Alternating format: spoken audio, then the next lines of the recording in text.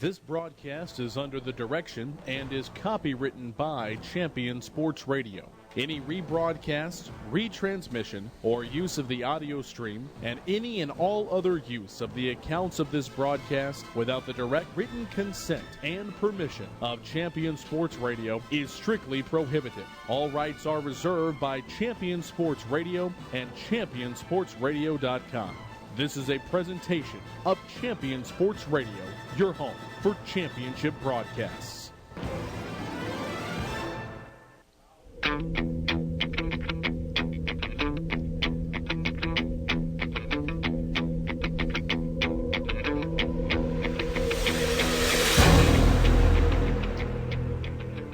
Welcome to the Keller ISD Athletic Complex in Keller, where the Flower Mound Jaguars will head to the road for their first road game of the season. Welcome tonight from a toasty, humid Keller, where game time temperatures will be about 94 degrees. I am Barry Probst, joined by Taylor Wilson. Glad to have you along tonight on ChampionSportsRadio.com, listening to Flower Mound Jaguar football here. And again, to remind you, you can listen on your iPhone, your Android phone, your laptop if you got to dash out the door, or if you're sitting at home on your desktop. Now, tonight's contest features two teams coming off really close, tough losses last week. Keller had a chance to tie up Midland Lee at Ratliff Stadium. The game was supposed to start at 4:30 in the afternoon. Due to lightning and delays, they didn't get underway till 8.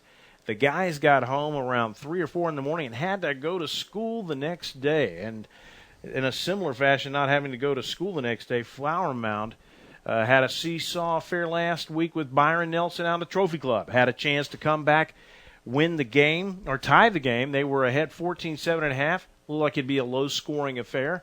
And then the offensive fireworks got underway early in the third quarter, and Coach Johnson, as he'll allude to here in his pregame interview, said they just hit a lull for a few minutes and couldn't get anything going on offense and couldn't get the stops they needed on defense, Taylor. Yeah, it was an exciting game we saw over there in Flower Mound last week. There was a great player in Courtney Miles that they were up against. That defense had to face off with that tailback from Byron Nelson, which was a tough matchup for them.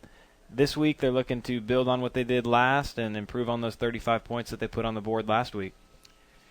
Flower Mound Football would like to thank Steve Swanton at Whirly Ball for sponsoring this broadcast. Corporate events, team building, and private parties are more fun when you're zipping around in a Whirly Bug, and they have the most affordable laser tag in town.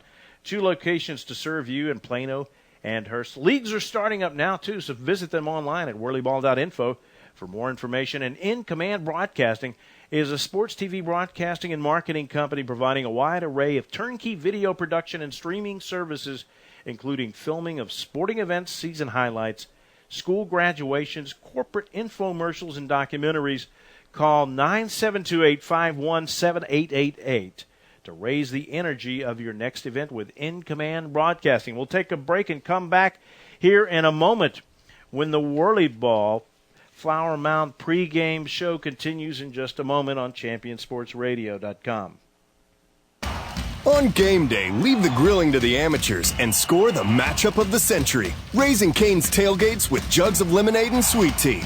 Cane's Tailgates get your appetite in the game with hot, fresh, never-ever-frozen chicken fingers and totally dippable cane sauce. They're fresh as a rookie, seasoned like a pro, and an automatic first down at any tailgate party. So when it's time for the big game, pick up some tailgates and jugs of lemonade and sweet tea.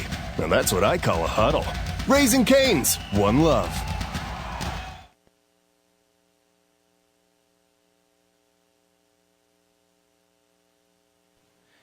Strategic Direct Solutions is proud to be a senior-level sponsor of the Flower Mound Jaguars. SDS is a staffing partner that provides great talent to companies all across North America. Visit them on the web at sdsllc.com to learn more. Assure you have the best players in the best positions on your team. Contact SDS today. Rapid Med Urgent Care in Highland Village, a family-owned and operated business that delivers the best, most convenient medical care. You can sign in and find more information at rapidmed.com. Stay up on all the latest news about the teams you care about and know when your favorite games are on the air thanks to Champion Sports Radio social media. Either follow at Champion Sports on Twitter or like our Facebook page at facebook.com facebook.com/championsportsradio, and you will know what time your game starts, who was named Player of the Week, or what your school's alumni are doing in college.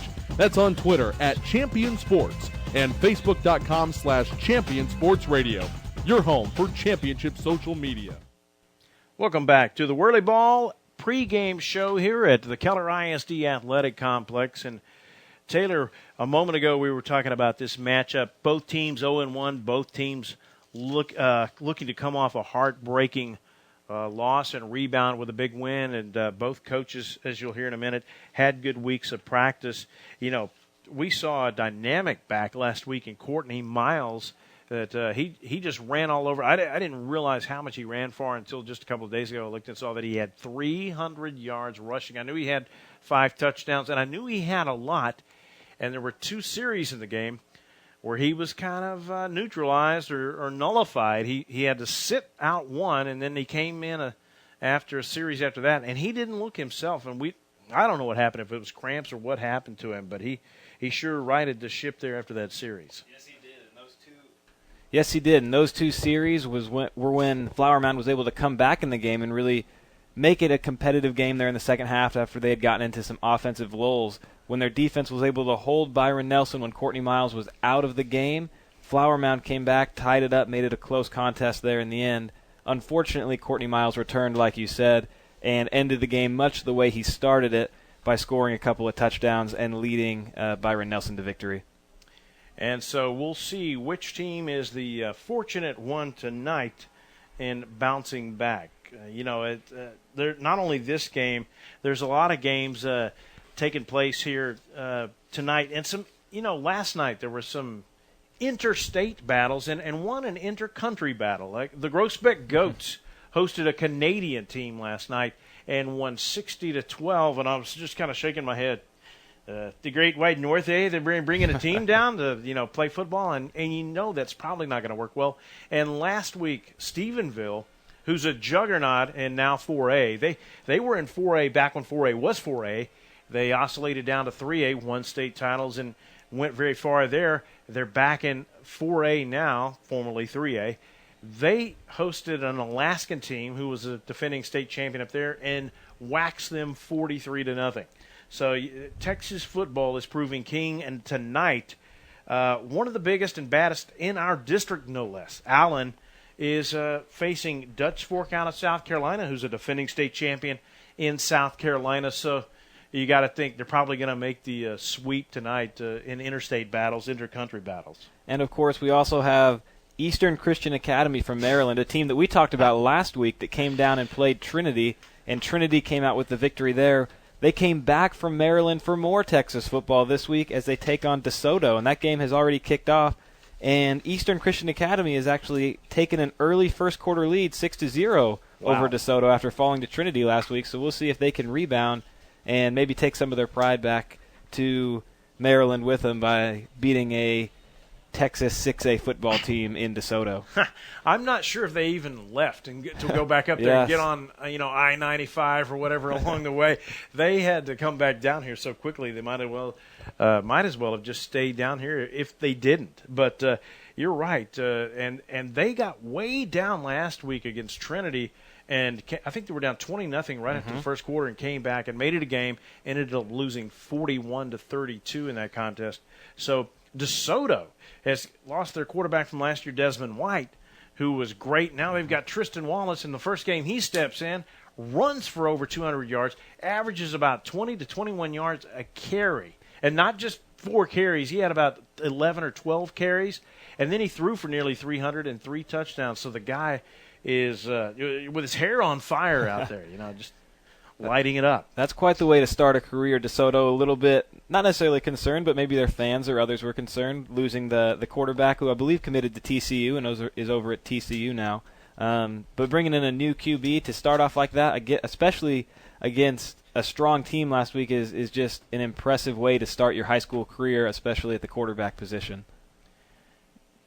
And now we're going to try to hear from the coaches of each team. We'll see. We caught up with Coach Carl Strelo of the Keller Indians moments ago. I'm Barry Probst down here with Keller's head coach, Carl Strelo. And, Coach, you coming off a really tough, close win where you guys were tired, getting back late last week, and has the attitude been pretty good despite a gut-wrenching loss and a good week of practice? Our kids have been really resilient. I'm really excited about how we practice this week. We preach, you win on Friday, on Monday, Tuesday, Wednesday, and we've had a great week of practice, and hopefully it shows us tonight. You had some good rushing of your own last week, and Flower Mound gave up a 300-yard performance to a gentleman, Courtney Miles, last week. You see anything on film you've been able to think you could exploit there in tonight's game? Courtney Miles is a pretty talented back, and he's a special player, and we're just going to try and do what we do. Anybody on special teams of your liking that could, present a tangible or even an intangible presence to swing the game tonight? We returned a kick for a touchdown last week. Our junior receiver, who that's his first time he's done it. So anything can happen in the kicking game, and it usually decides what happens in the game. So we take a lot of attention to detail to that, and hopefully we do get a score in the kicking game that changes the plight of the game. And how many more contests do you have in non-district after tonight? We play tonight and then next week, and then we're open, then it's 7 straight district games. Wow. Just similar to Flower Mound there. Yes, sir. Well, Coach Strelo, we appreciate the time. Thank you, and good luck in tonight's contest. Appreciate you. All right. And that was head coach Carl Strelo of the Keller Indians. Flower Mound would like to thank, in addition to Whirly Ball here on the Whirly Ball pregame show, Steve and Barb Hill at Point of Origin Design, your one-stop shop for all your apparel, promotional, event, or team uniform needs. Point of Origin Design is a full-service design and logo creation company that offers a wide variety of imprintable and embroidered products. With competitive pricing and quality work, you can't go wrong with Point of Origin Design. It's always best to start at the right point, so visit them online at pointoforigindesign.com and let them help you plan your next promotional item or design your next T-shirt. That's online at pointoforigindesign.com.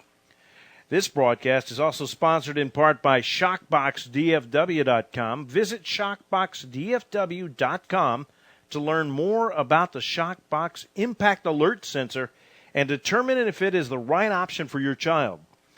Be warned instantly when a player has experienced a head impact that could result in a concussion.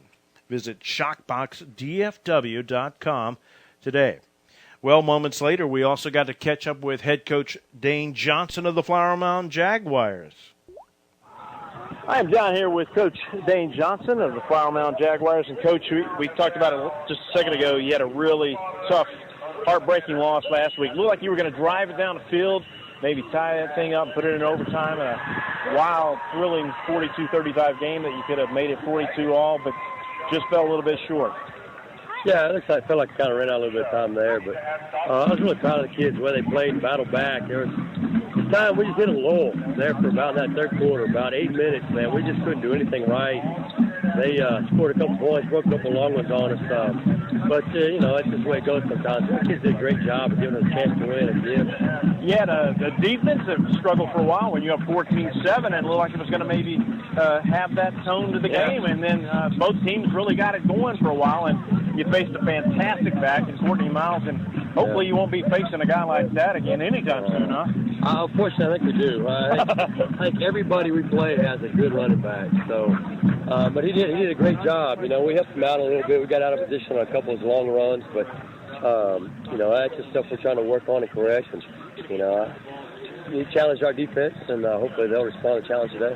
Now, last week we asked you if you had a guy in mind that could be a special teams guy that could be a big impact. And you said there were a few that might have that kind of component to them. Is Austin McKee maybe one of those guys now? Yeah, that was huge by Austin. That was a great job there. And I thought Coleman did a great job returning. Clayton Johnson made some smart plays out there. And our punt coverage team did a good job. So we did a solid job in the special teams. We're going to need another effort. These guys try to do a lot of trick plays on there. So we really have to be smart, but not lose our direction at the same time. Does it seem easier to get kids back up after either a big loss or a big win versus a real heartbreaking close loss like that? How have they responded this week? No, they responded well. They didn't want to lose. They hate losing. Right. They felt like they should have won that game. I felt like we should have won that game, but we didn't get it done. So, it's just all on our shoulders. we're going to try to win this one now. Keller's a good team. They're well coached. They play hard, and we're going to have to out-execute. We can't give them easy scores like I felt we did last week. Last week, Coach Gillum said he didn't think Chris Boban would play, but turns out he did, and he contributed in a good amount. Yeah, he did a good job. I was really proud of him, So that's one area we got to get a little bit better. We got to be able to run the ball a little more consistently. That's going to be tough on these guys. They got a big defensive end that's small. It might be pushing us around a little bit, but we'll do what we can. We're relatively healthy after last week's game. No key injuries sustained of any kind that are going to keep them out tonight? No, we lost one of our receivers to keep them out tonight. And then in practice, we lost our starting right tackle, separated his shoulder. Oh, no. Popped out, popped back in, so they told him 2 weeks. He doesn't have full strength in it. Once he gets full strength in it, they probably breaks him up. But that hurts bad. That's probably where we're the weakest. I think our starters are good, but that's our biggest drop-off after that. So we're going to go by committee and see who does the best over there. But it's scary. Our right side could be in a lot of trouble tonight. Who knows, man? Kid will come out and play like he can. Well, Coach Johnson, again, good luck. Thanks. Good luck tonight. The rest of the season. That is head coach Dane Johnson of the Flower Mound Jaguars, and we thank him for his time tonight. And he said they've got a couple of guys that are going to miss tonight due to an injury. One suffered in the game last week and one in practice just a couple of days ago. So tough losses for his team there at that point in the season pretty early. But he said it just mainly will cut into the depth. So hopefully Flower Mound will be able to overcome those deficiencies tonight with those guys out. But heading back to the game at hand, we saw Courtney Miles, and he lit it up last week. But Flower Mound, they got outgained a good amount, largely due to Courtney Miles' performance, Taylor. But what they did do that was really impressive was come up with big plays at crucial times like the blocked punt. Looked like the game might be turning the tide going the other way, and Austin McKee rises up and blocks a punt. They're back in the game. They also get a pick right before halftime that led to a pretty short drive, and I don't want to say an easy score, but a manageable drive where they were able to score and take the lead right before halftime. And that was a big thing, is not only did they make big plays, but they converted after those big plays. After the interception, after the punt block, they converted both of those into touchdowns, and that was huge. A lot of teams can get those big plays and can set them up in great field position, but then they don't take advantage of it. Flower Mound was able to convert on every single one of those situations last week, and it was huge for them because, like you said, they got outgained by almost 200 yards, but because of those big plays and because of those conversions, they only ended up losing by 7 points and had a chance to tie it late in the game. And even though they got outgained by a good amount, when you hear Coach Johnson say they should have won, he's not dismissing that, but he is alluding to the fact that there's some stops they could have made where they would have had the ball, hung on to possession, kept it out of Byron Nelson's hands, specifically Courtney Miles' hands, where he was getting a bunch of yards. And he said some containment and assignments broke down that allowed him to get probably, maybe a fourth of those 300 yards. Even 220 is a big performance, but, you shave off 80 yards of a guy's output. That's a lot to shave off. Certainly, and they also had a chance to win the game because they had some great performances on their side of the football. Quarterback Logan Davis went out and had a great game there at the end when they were driving down to tie it at 35. He had a few long runs that really turned around the game, and the receivers really contributed. They didn't have one receiver that dominated, but they did get catches from 12 different players on the team, and so that was huge. And so they had some standout performances as well, and I think they definitely can build on what they had last week and can come out tonight and have a really good chance to win this football game here against Keller. Yeah, Logan Davis had a touchdown pass to Chandler Clatterball last week and 145 yards on 16 of 30. No picks, by the way, either. And he ran for 3 TDs with about 71 yards rushing. So a pretty good performance by Logan Davis. We will take a break and come back in a moment with more of the Whirly Ball pregame show.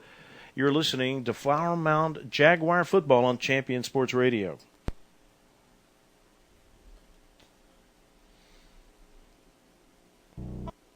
In Command Broadcasting, a sports TV broadcasting and marketing company. In Command Broadcasting provides a wide array of turnkey video production and streaming services. In Command services include filming of sporting events, season highlights, school graduations, corporate infomercials, and documentaries. In Command streams your sporting event or company function over the internet live or on demand. Call 972-851-7888 to raise the energy of your next event. In Command Broadcasting, 972-851-7888.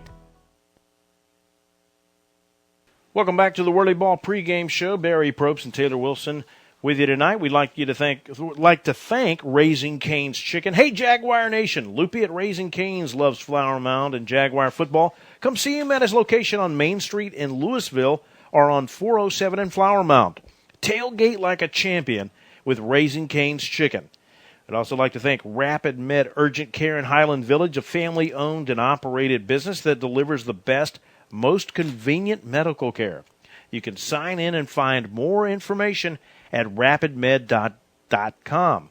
MBS Today. Remember, there's no energy drink to boost your marketing growth. Contact Jeff, Dean, Richard, or Joan at mbstoday.com or go to jaguarfootball.com and click on the MBS link. We'd also like to thank Lens Cap Photo Marketing, which is a professional corporate business and event photography company. They provide a visual history of your event through high-quality images. Remember, when planning that special event, hire the photographer you need to get the pictures you want. For more information, please check their ad in the Jaguar football program or visit them at lenscap.marketing.com.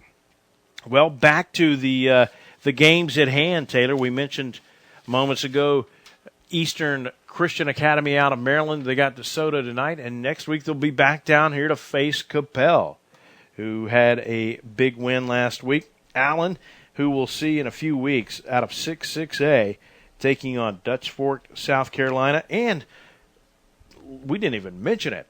Right down the road, South Lake Carroll tonight is taking on Tulsa Union. And Tulsa Union is often a juggernaut out of Oklahoma. Yes, and there's a lot of strong football programs up there in Oklahoma and also in South Carolina. You see a lot of big-time recruits coming out of those different states, so it'll be interesting to see how all these Texas schools continue to fare against all these schools that are coming from across the country to face off with Dallas teams. Heavy hearts tonight down in South Dallas, where Kimball had a tragedy last week. 3 football players were killed, sub-varsity players were killed in a car wreck last weekend, and they'll be honoring them tonight as they take on Dallas Carter. So a really sad moment for them, and best thoughts and wishes and prayers go out to the Kimball group down there.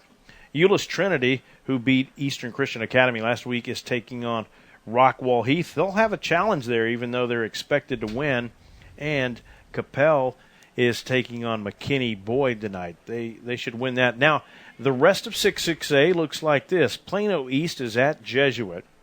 Marcus is taking on Arlington. Denton Ryan is on the road at Hebron. Irving MacArthur is taking on Plano, and Plano West is going up against Saxe tonight. And Saxe is no slouch at all. They've had some good teams the last few years. They've put together a good program over there. So that's how 6-6A looks, and we mentioned that because 6-6A starts next week, Taylor.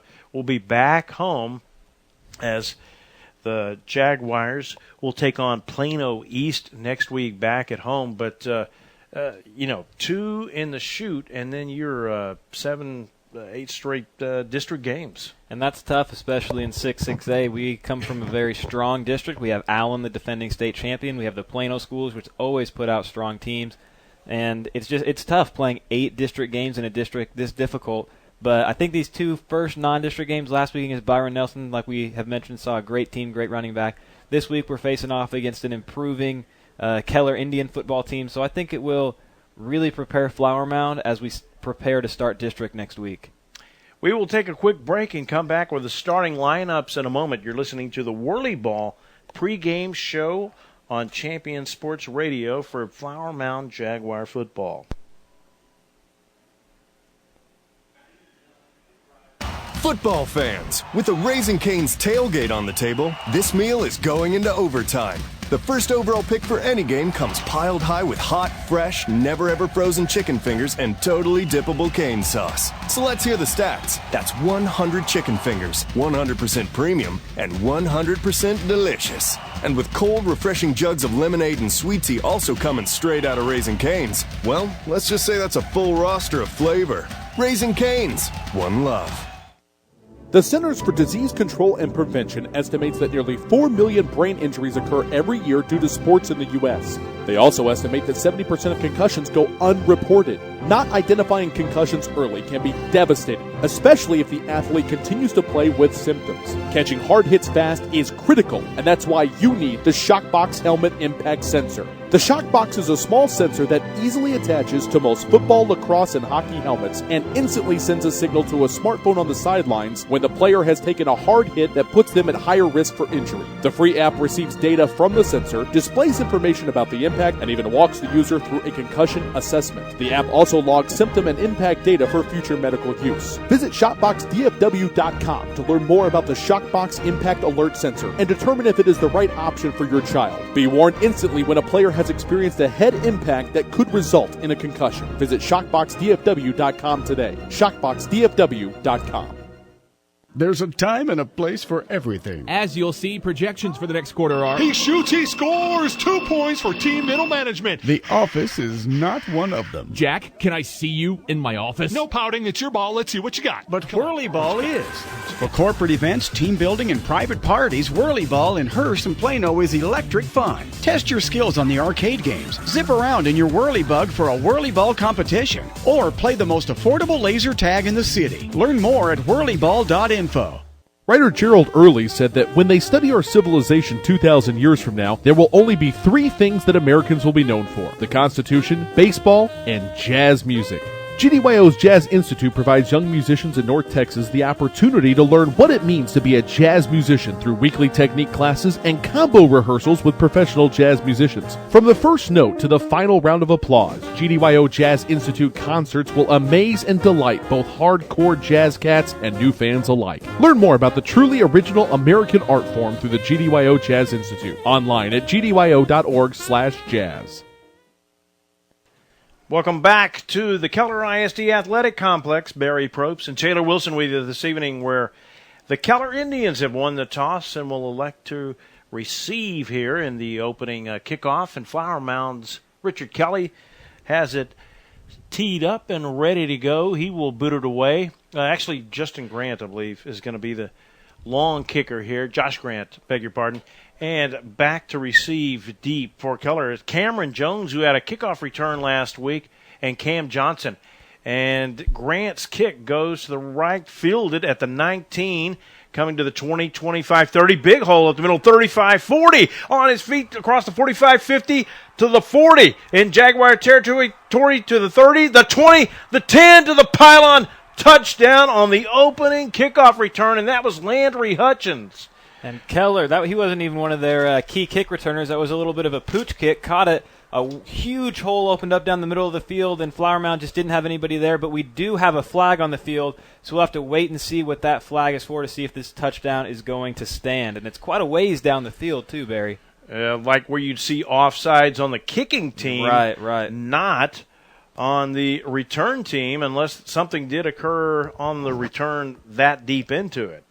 But everybody was, it's a personal foul against Keller. Keller, by the way, clad in white pants, white helmets, and kind of Georgia Tech light yellow mustard-colored jerseys. They're really light, yellow with white numerals, and the numbers don't stand out just real easily on there. And Flower Mound tonight in their visiting gray pants, gray shirts, navy helmets with the silver Jaguar logo on the side of the helmet. And Flower Mound tonight will be going from our right to left to start the first quarter when they have the ball.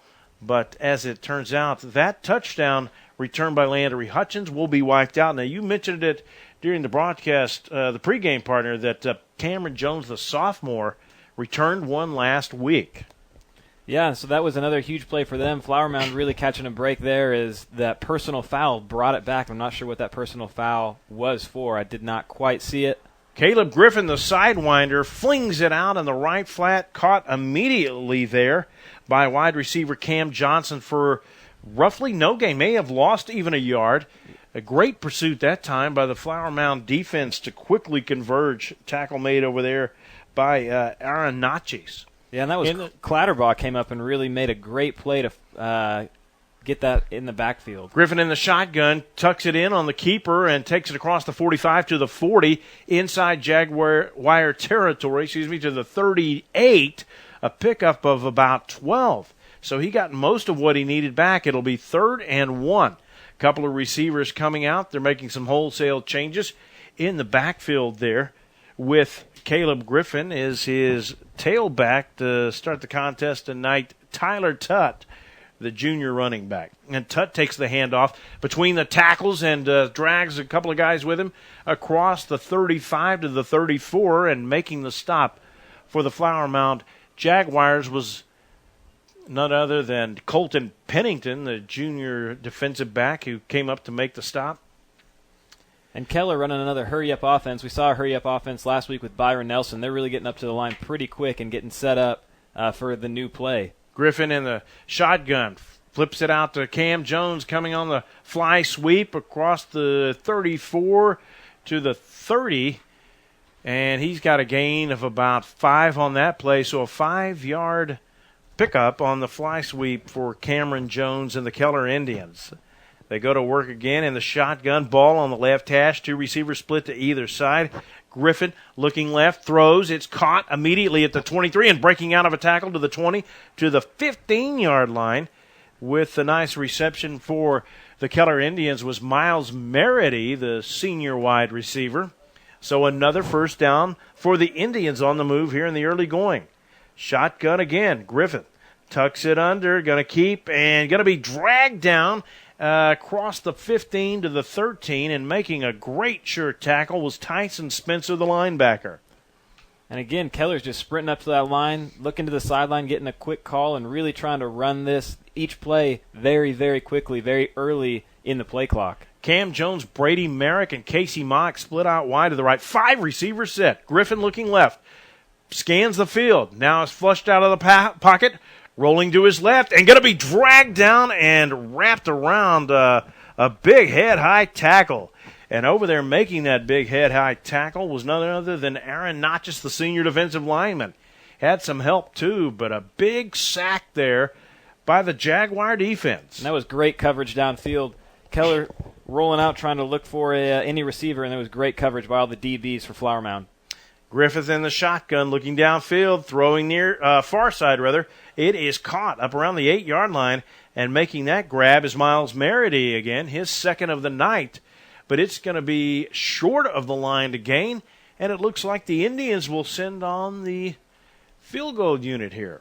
Yeah, and it looks like they actually ended up calling that pass incomplete. It must have touched the turf. It looked like complete from our vantage point up here in the press box, but down there on the field, it must have touched the turf because it's going to be 4th and about 11 as that is an incomplete pass. I stand corrected then. Luke Hogan, the right-footed kicker, on to try it, and he will await this snap and the hold. The snap is high, the hold down, the kick is long, looks good, and it is no good. He just pulled it wide to the left. That was about a 33-yard attempt. So that one sails wide left, and with 8:59 left in our contest, no score in the game, thanks to the Keller missed field goal. Flower Mound Jaguar football would like to thank In Command Broadcasting, a sports TV broadcasting and marketing company providing a wide array of turnkey video production and streaming services, including filming of sporting events, season highlights, school graduations, corporate infomercials, and documentaries. Call 972-851-7888. And it is now Logan Davis with a quick strike throw on 1st and 10 out of the shotgun, and he wings it across the middle, and that one is complete up around the 26. I think it was maybe Brendan Alves on the grab. And this is much of what they showed last week early in the game, these short little fine patterns in the middle of the field there for some easy completions, but also good gains right there with a gain of about 6 or 7 yards. That was Alves. Gain good for 8. Logan Davis in the shotgun by himself, looking right. Quick toss again, far side, incomplete. And a flag flies on the near side of the field up around the numerals. And racing to the other side of the field after that is Aaron Epping, and I'm not sure if they're going to get somebody from the Flower Mound. Yeah, this is going to be on Flower Mound.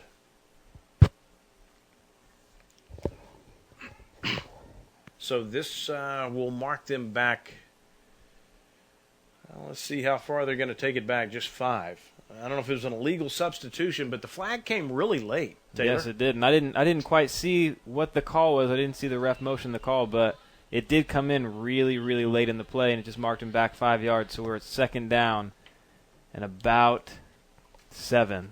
We did not get to set the starting lineups for you. It got started so quickly. We'll do that here in a moment. Logan Davis, meanwhile, on second and 8, flings it out in the left flat. It is caught immediately, and running across the 25 to the 30 with it is Clayton Johnston for a good pick up there of 10, and he has the first down at the 33 in Jaguar territory.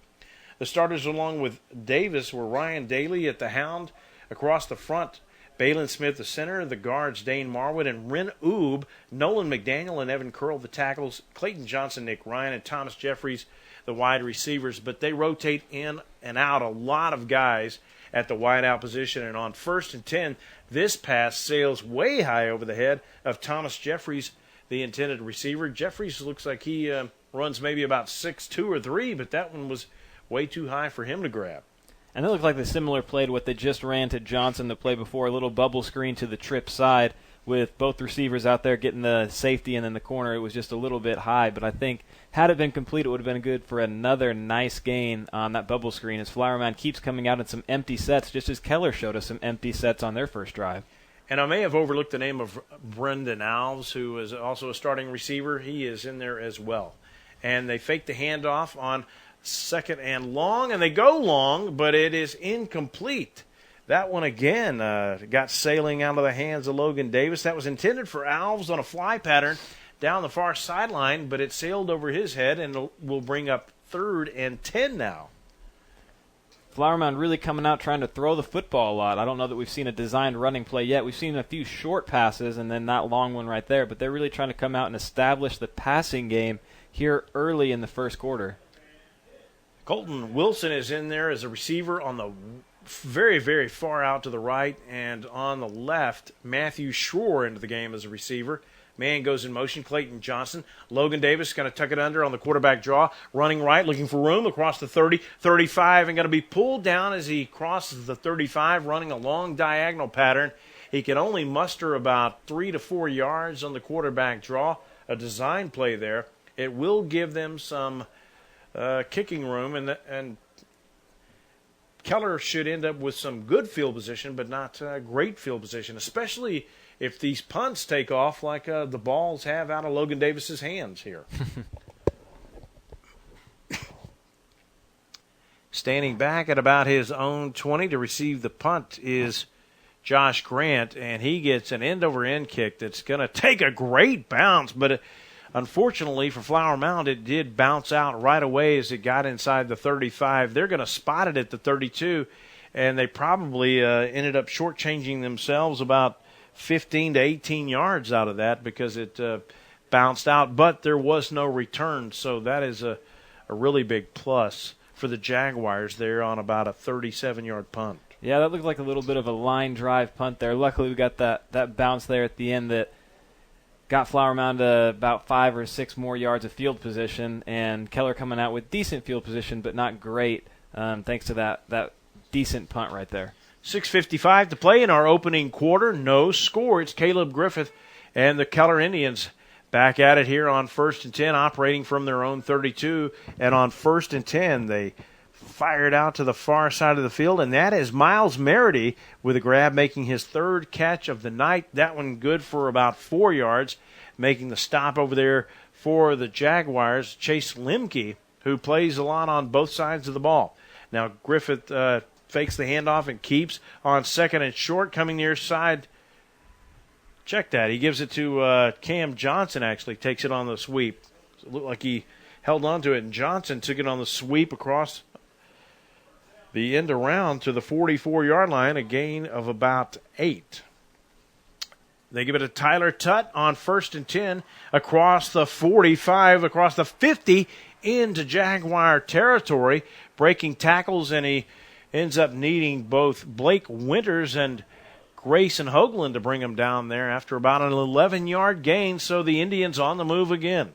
Griffith in the shotgun, one back set, wing back on the right side, two receivers to the left. They give to Tutt, coming across left tackle, and he's going to be pulled down after no gain.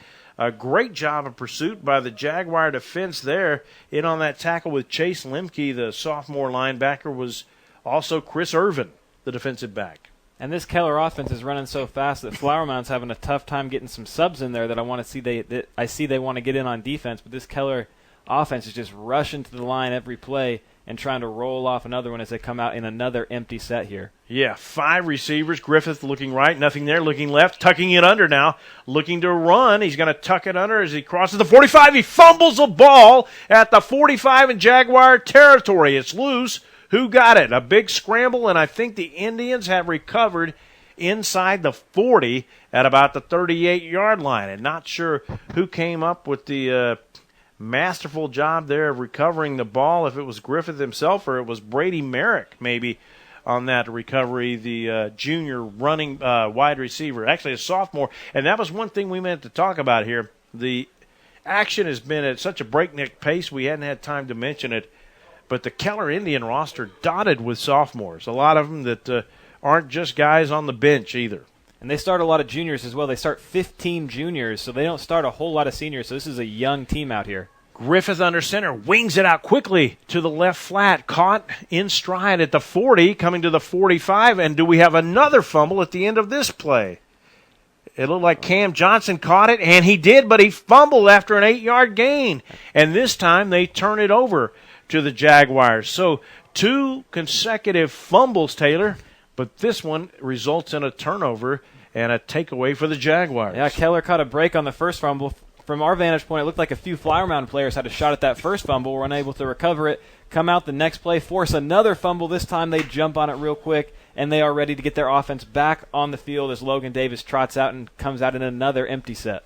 Yeah, they answer with an empty set of their own. Davis in the shotgun looking left momentarily, tucks it under, and tell you what, the Indians tried to strip that away.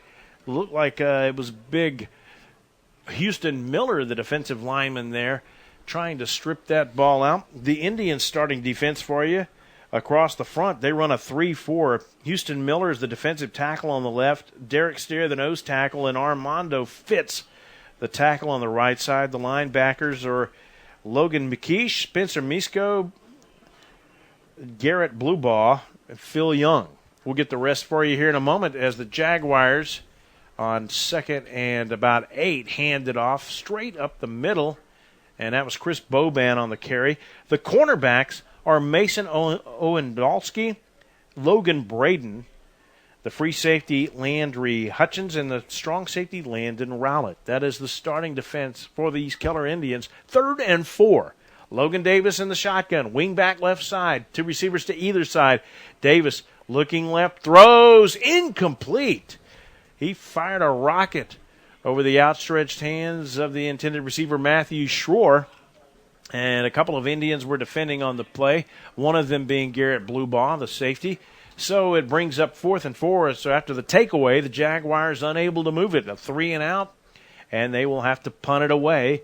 And the dangerous punt returner back there for the Keller Indians is Mason Owendalski. And that was a fast possession for Flower Mound. Just took off about a minute off the clock after recovering that fumble, and they're already punting it away. Head-high snap to Josh Grant. Another end-over-end kick that hits a Keller player. The ball is loose. And I think Keller recovered that. But it was obvious that the gunner on the right side running alongside the Keller blocker, they were both unaware that the ball was bouncing so quickly, and it hit a Keller player. And alertly, I believe it was indeed Mason Owendalski that had to quickly pounce on that ball. And that was a situation where you would really like your returner to make a Peter call or a clear-out call, whatever their word is, to get away from the ball, run to the sideline because the ball is near you. That's when you really want to try to yell that out so that type of situation does not occur. But Keller recovers, so the Indians catch another break as they recover another loose football. Miles Merity split wide to the left, and on the right side of the slot is Connor Killian. And they give to Tyler Tutt up the middle for tough, hard yardage across the 30 to the 34-yard line goes Tutt. After a little bit of, it may have been Cameron Jones, I think, actually, that time on the carry, not Tutt.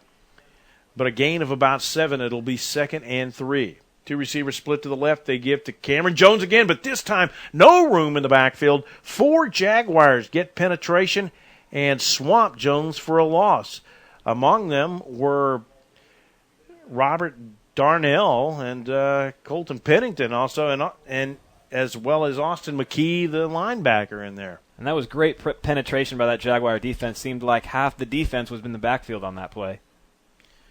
Griffith in the shotgun, looking left, firing for the far sideline, incomplete. And it looked like his receiver may have taken the route too long, and Griffith was expecting him to turn it back upfield because they miscommunicated by about 6 yards or so on that incomplete pass. That will bring up 4th down. So you talk about quick possessions. Mm-hmm. There's one for Keller, a quick 3 and out.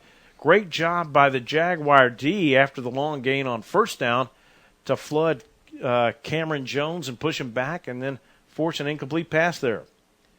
Low snap and a rugby-style kick coming from the punter, and it is going to be fielded with a fair catch called at the 38-yard line by Clayton Johnson as a relatively short but effective punt by their rugby-style punter.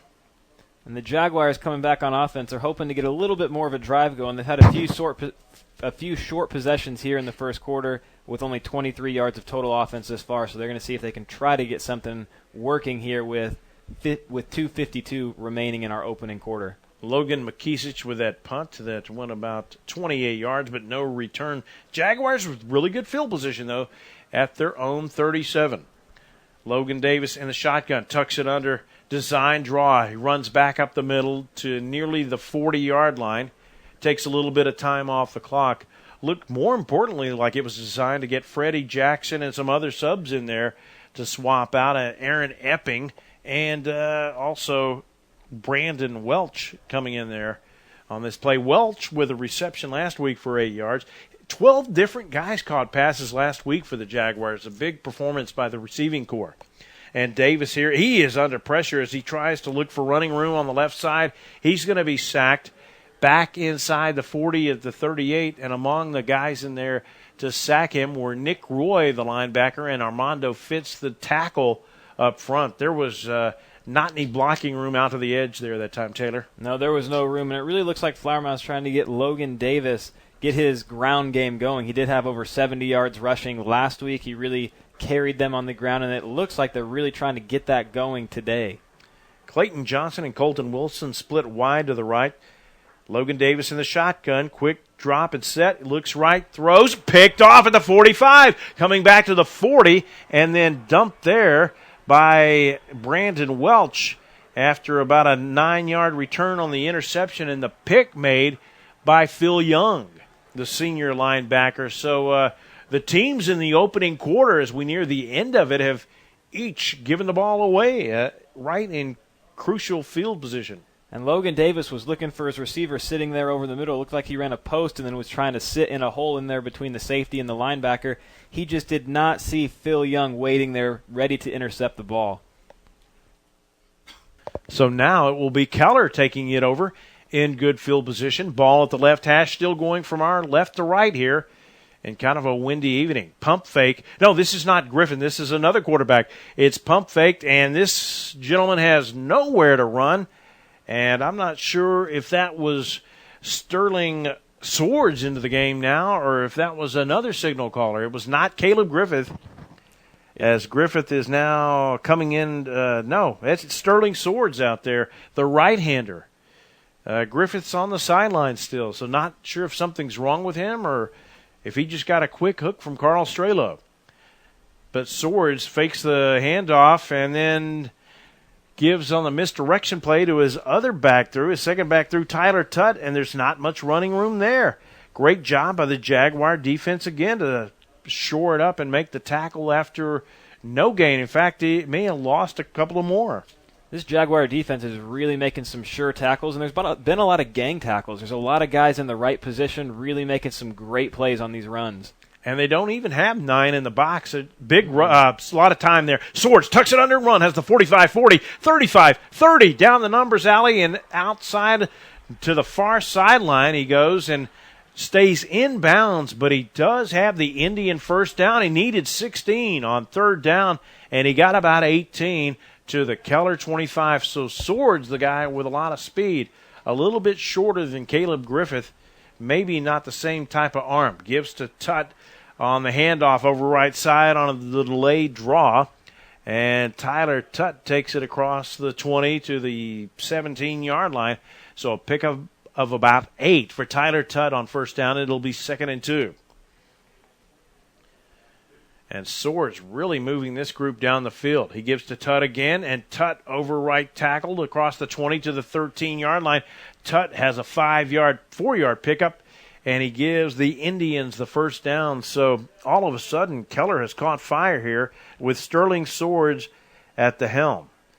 Tyler Tutt is back, and he tries to give it to him, but flag flies before the play gets underway. No, the quarter ends.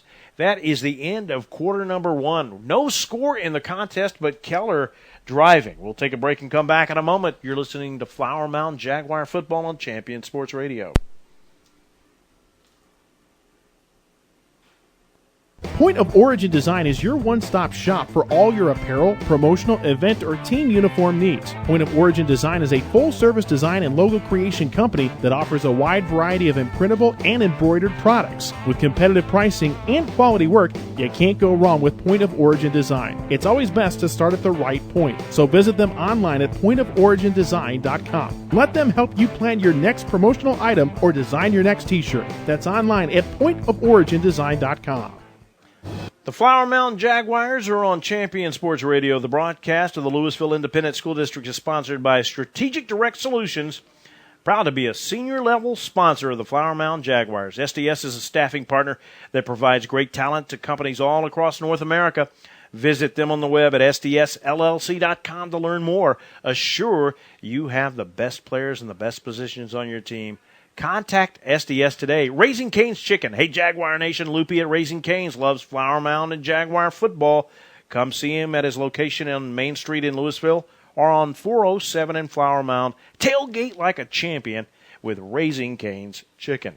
As we start action back here in the second quarter of play, they give to Tyler Tutt. The Jaguars trying to shore it up, and they do somewhat. Converging in to make the stop there for the Jaguars on that play was Robert Darnell, the junior linebacker, seeing a lot of action tonight, and Tyson Spencer, the fellow linebacker. A loss of 1 on that play. Indians back to the line quickly. And flags fly before they can get this play underway. And we have an illegal procedure penalty that's going to back the Indians up 5. And that's the only thing that kind of stops them, as they were just really a well-oiled machine, hitting on all eights and up to the line, a real frantic pace here for this offense. And the end of that quarter was perfectly timed for Flower Mound. Gave them a chance to regroup after Keller had been able to drive down the field very quickly, and it looks like they're going to get a chance to stop him here on 2nd and long. 2nd and 16, Swords, deep slant pass. A flag flies at about the 3-yard line where the pass was intended. And I think we're going to get pass interference as Miles Merity was looking for his 4th grab of the night. This one is knocked away, but looks like they're either going to call defensive holding or pass interference. And at the time, Taylor, it looked like a good defensive play, but maybe the officials saw some contact there before that. Yeah, that looked like a strong play out there by Devin Coleman for Flower Mound. It looked like he may have come through the receiver's body as he tried to make the play, and maybe that's what they're calling. There was some contact there. From our vantage point, I didn't think it was enough contact to warrant a pass interference flag. I thought it was a nice defensive play, but he did make contact with the wide receiver, so that may be what we see called here in just a moment as we await the referee's call. They do have a big video screen on the scoreboard at the end zone in the north end of the field, but they will not replay this particular play, but this is going to be pass interference called against Flower Mound. So this will give the Keller Indians a 1st and goal at the 2-yard line. Shotgun formation. Sterling Swords, who's moved him the whole way, gives the handoff to his deep back. And was that Tyler Tutt again? It was. And he was quickly consumed by a couple of Flower Mound defenders. So like you say, the Jaguars not cheating up with any extra in the box, but are able to get penetration on a lot of these plays. Unlike last week against Courtney Miles, they're making some good stops against these backs. Well, and a lot of these plays in the backfield are actually by the linebackers. So the linemen are occupying the blockers, and the linebackers are shooting the gaps and making these plays in the backfield. And that one by Robert Darnell was a great play, a great solo tackle there to take Keller back a few yards. And before they get this play snapped, we have a flag at the line of scrimmage, I think. Another flag. Last week we went a good ways without penalties, and then all of a sudden we had a lot of penalties. I did not look at the box score of the penalties, but there were a lot on each team. Yeah, last week was dominated by penalties. I do remember both teams had over 100 yards in penalties, and it was the first week of the season, so that's to be expected to a point, but it really extended the game last week with all those penalties. Swords in the shotgun. Quick drop, looks, has some pressure, rolling out right, going to tuck it under and run. He has the 10, and he is hit as he reaches the 10, and he's knocked back immediately on the far side of the field. Not sure if it was Tyson Spencer or one of the other linebackers, maybe Chase Lemke stepping up to hit him there. And it looks like that's a different dimension that Swords brings to this offense. On a lot of these passing plays, he's also looking to run. Although that play he was not able to get outside and was wrapped up around the 10-yard line. Swords in the shotgun, and he is under pressure. He's going to trip and fall as he crosses the 15. He had running room out to the edge, but as he started to tuck it under and run, the turf monster at about the 14-yard line got him, and he fell forward to the 13. It'll bring up 4th and goal now at the 12. So an excellent defensive stand by the Jaguar D. Yeah, that's another great stand by the Jaguars. We'll see if they're able to keep points off the board by Keller or if Keller's able to convert this field goal. It's a little bit shorter than the last one they attempted. Big man that's a deep snapper. Snaps it back. The hold is down. The kick is up. And I think it's wide right. He just did get it inside the upright. Just snuck it in the upright. That was close. It looked like he may have pushed it out wide. 9:27 to play. Our new score, Keller 3, Flower Mound nothing. You're listening to Jaguar Football on Champion Sports Radio. Only spending time as a family huddled around the TV? Would you like to enjoy some culture with your loved ones without breaking the bank? Then let me introduce you to the Greater Dallas Youth Orchestra. The GDYO provides music education and performance opportunities for musically talented youth, but this is no kids' concert. The GDYO comprises 7 different ensembles made up of over 425 talented musicians ages 8 to 18, representing more than 50 communities in North Texas. You won't believe how amazing these ensembles sound until you hear it for yourself. So join them for one of their concerts at the Meyerson Symphony Center or Dallas City Performance Hall.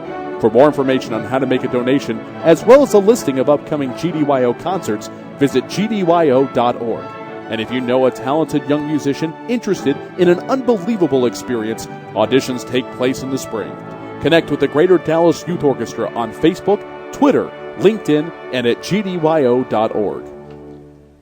Flower Mound Jaguar Football would like to thank MBS Today. Remember, there's no energy drink to boost your marketing growth. Contact Jeff, Dean, Richard, or Joan at MBS Today, or go to jaguarfootball.com and click on the MBS link. As Keller boots it away here after taking a 3-0 lead. It is fielded at the 10, running horizontally, trying to look for his blockers on the far side, but it is blown up. That is the kick returner, Clayton Johnson, I believe, who was looking on the far right side of the field where his blocking wall was set up, and he couldn't get over there very quickly. A slow-developing return, kind of, Taylor. Yeah, that was an interesting return situation there as he caught it clear over on the left side of the field, and it looked like the return call was return right, and they didn't deviate from it when it was kicked to the other hash, and he tried to run all the way across the field. I don't think he actually ran upfield at all, and then credit the Keller kickoff team, the kickoff coverage team. I saw the special teams coach almost run on the field down there. He was so excited with that kickoff coverage team. That was great coverage by those Keller Indians. So Flower Mound bottled up on this possession at their own 10. Davis rolls out left, throws, caught at the 20, dumped immediately at about the 21-yard line, but making the grab for the first down was Freddie Jackson, the wide receiver. And like we said last week, the senior wide receiver, Flower Mound had 12 different wide receivers they used in the game that caught a pass. Brandon Welch and Freddie Jackson, Clayton Chandler Clatterbaugh, and so many others. 5 receivers set again this time. Davis tucks it under on the draw, the keeper, 20, 25, 28-yard line. Goes Logan Davis after a gain of about 7. It'll be second and short coming. And both these teams with really, really fast tempo. And that's Davis's 5th carry of the game. Running backs, just Chris Boban has 1 carry, so it really looks like they're trying to focus the running game on the quarterback, Davis, while also trying to get him going in the passing game. At this point, he has 2 completions on 7 attempts, so they're really trying to move it here on this possession, and so far it's been more positive than the last few.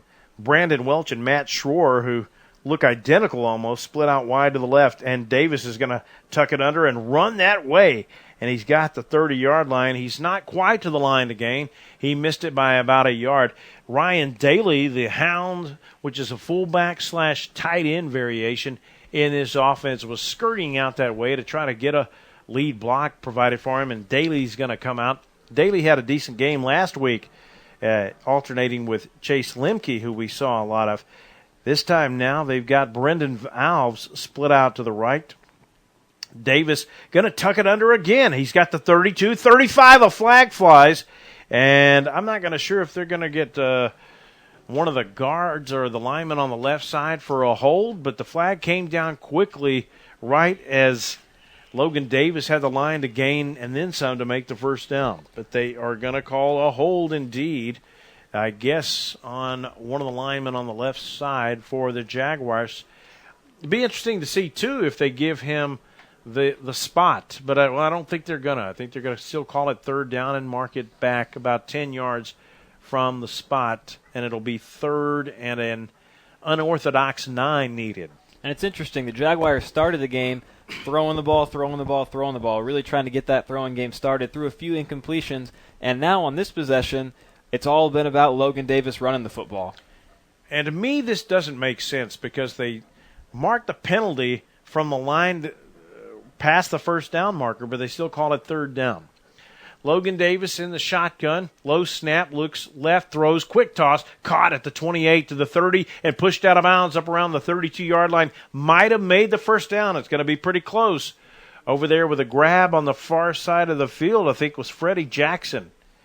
Making that grab, and that was a great job fighting for the extra yardage there because he caught it about 2 yards shy of the first down marker, got hit, and then kept driving his legs, drove the defender backward, and earned that first down. 7:15 to play, 3-0. Keller on top of Flower Mound in our contest. 2 receivers split to the right, and they throw it to the man in the slot. Caught at the 28, coming to the 30, 35 is Flower Mound's Devin Coleman, the junior wide receiver. And Coleman had a catch or 2 last week, and we got another couple of flags down on this play. So this is kind of resembling, Taylor, all of a sudden what we saw last week in the Byron Nelson Flower Mound game. Yeah, the flags are really picking up, and those were both thrown over here on the outside, and it looks like they may have gotten one of those outside receivers that were blocking on that little bubble screen play for holding. So they are going to call another hold on Flower Mound. This was on first down, so it'll mark it from the spot of the foul, which occurred at about the 34, 35-yard line. We'll see where they mark this.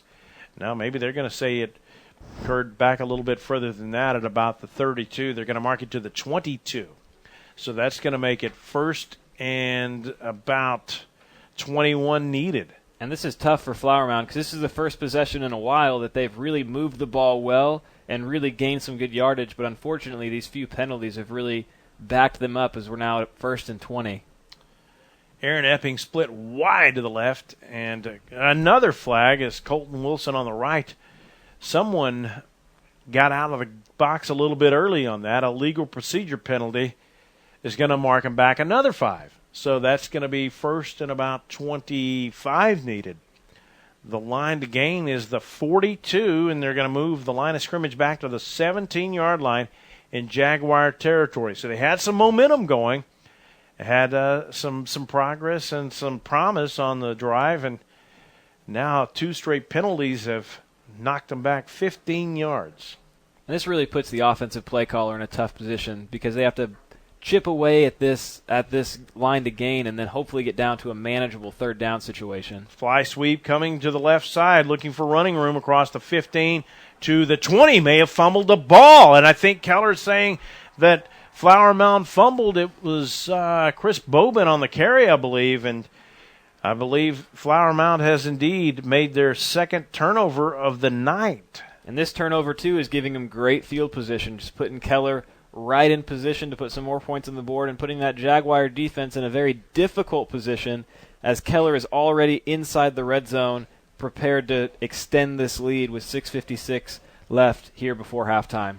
And you wouldn't think it was a 3-0 game, as fast paced as the offenses have been, and to some degree how well they've moved tonight. And let's see if it's going to be Caleb Griffin again or Sterling Swords. And it's going to be Griffith now back into the game. And he throws, and it's picked off immediately and fumbled and recovered by Flower Mound. And I'm not sure if it was Lemke who picked it off or if it was one of the other linebackers or perhaps Clayton Johnson, the cornerback, picking it off. But one of the young men quickly intercepted it. They fumbled it back but were able to get back on top of it. So couple of turnovers basically in one play almost, or an interception and a fumble, but a recovery. And that's tough. Wow. That's tough for Griffin as Sterling Swords came in for Keller on the last possession, drove him down the field. They got stalled a little bit in the red zone, still put 3 points on the board, and then Griffin comes back in on his very first play. The junior throws an interception and gives Flower Mound back the ball. Well, so at least this time they start off about where they were last possession, but it's 1st and 10 instead of 1st and 25, and they're going to run something conventional, which is not like either team really in this game so far. They give to the tailback. I believe it was Chris Boban, but it may have even it was Ryan Daly, the Hound, which is the fullback back there, and Daly takes it across the line of scrimmage for a good gain. Got some good blocking from Dane Marwood and some of the guys up front there, Balin Smith and Ren Oob, to pave the way for a 5-yard gain.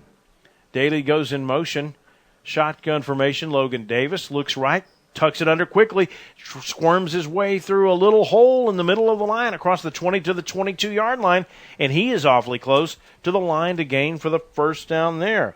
And it looked like it may have been Derek Stair and Phil Young in on the tackle for Keller. And Logan Davis certainly getting his fair share of carries today.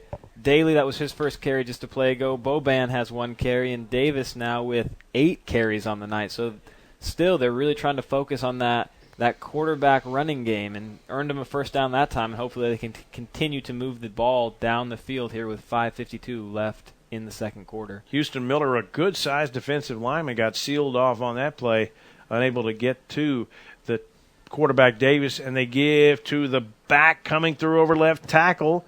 And let's see who took the carry there that time. It was Chris Boban on the carry over left tackle for a gain of about 3, going to call it maybe even 4. Give him 4, and it's a 2nd and 6 situation now. Clock nearing the 5:20 mark. Flower Mound trailing Keller 3-0 in the second quarter of play.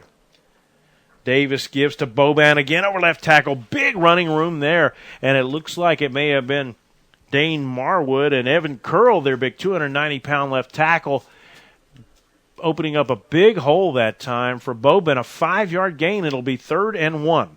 Going to feed him again, and this time he's going to be stopped before he gets back to the line of scrimmage and pushed back some, and that will bring up a 4th down, and Flower Mound will have to punt. They had the drive going for a little bit. It went over 20 yards and kind of stalled out there. Going to be 4th and 3. I say they're going to punt. They're not showing it here. The offense hasn't left the field yet. And that was superb penetration there on that 3rd down play by the nose tackle Derek Stair and the defensive tackle Armando Fitz that just plowed through there on that third down play to stop Chris Boban in the backfield. So superb defense there by those interior defensive linemen. Josh Grant standing back at about his own 16 to punt the ball, and awaiting this punt is Mason Olendoski, and it's a snap over the head of Grant, and Grant just heaves it out of bounds wisely. He picked it up and just flung it out of bounds for the safety, and Flower Mound will have to punt from their own 20 here now. So our score is 5-0 in the contest, 4:04 to play before half. We'll take a break and come back in a moment. You're listening to Flower Mound Jaguar football on ChampionSportsRadio.com. Many heart conditions can be fixed, but many of us don't know we have a problem until it's too late. On April 2nd, 2009, Zachary Schraw, a 16-year-old sophomore offensive lineman, died of sudden cardiac arrest, the number one cause of death among student athletes. Like so many SCA victims, Zach had no heart issues, nor did anyone in his family. If Zach had an echocardiogram, he might have been able to avoid suffering a condition that takes 10,000 of our youth each year. In his memory, Living for Zachary was formed to try and prevent SCA from taking the lives of youth everywhere. Join in the fight today and stop the silent killer of SCA by scheduling your young athlete for an echocardiogram, a procedure that can detect any heart issue with 99% accuracy. For more information, visit www.livingforzachary.org. That's living4zachary.org, and let your heart be heard.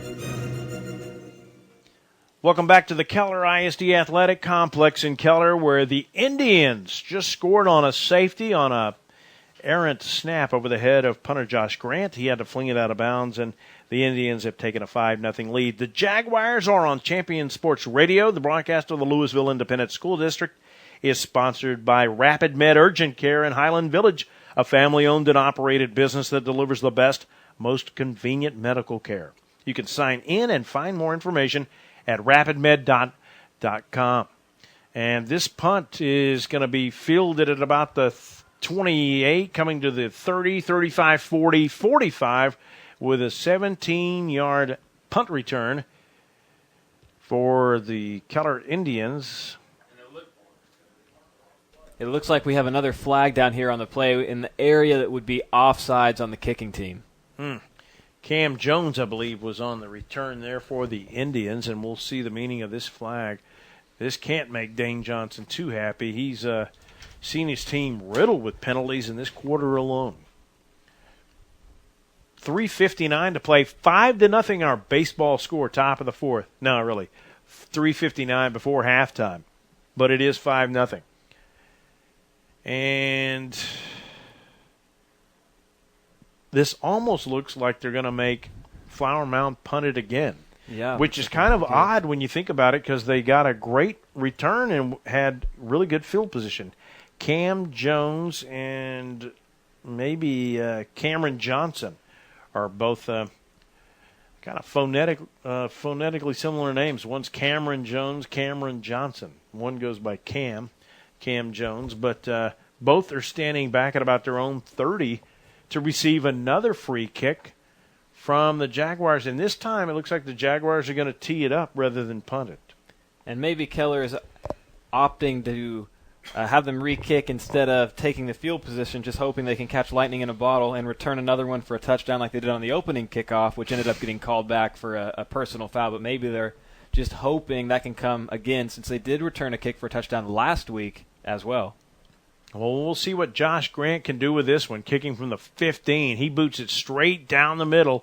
It's going the way of Cam Johnson to the 31. Fielded there, coming to the 35, 40, 45, 50, across the 50 and the 40 even in Flower Mound territory. So a huge return that time of 31 yards by Cameron Johnson. And I guess, who are we now to second-guess them for taking the penalty? They got even better field position. Instead of a 17-yard punt return, a 31-yard kickoff return at time. Yeah, and the special teams for Keller have been great all night. Like we mentioned, the kick return that went for a touchdown on the opening kickoff got called back for a personal foul. They've had great kickoff coverage throughout the game, great punt coverage, and so it's no surprise that they have another good return right there.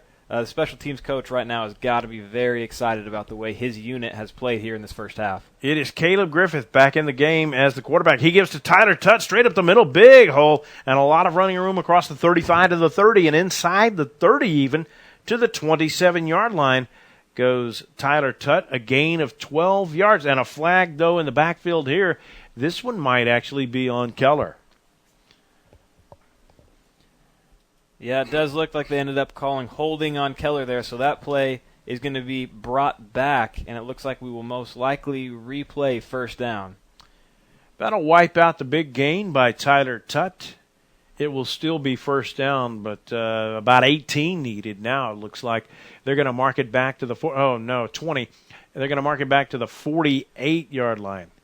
Actually, they're going to spot that foul just a yard in front, so it'll be first and 19. They give to Tutt again on the handoff over left tackle, and not much running room that time. The Jaguar defense shorted up. Big Aaron Notches in there to make the tackle, along with Darrell Rutherford, the sophomore nose tackle. Great job by those two after a small gain of 2.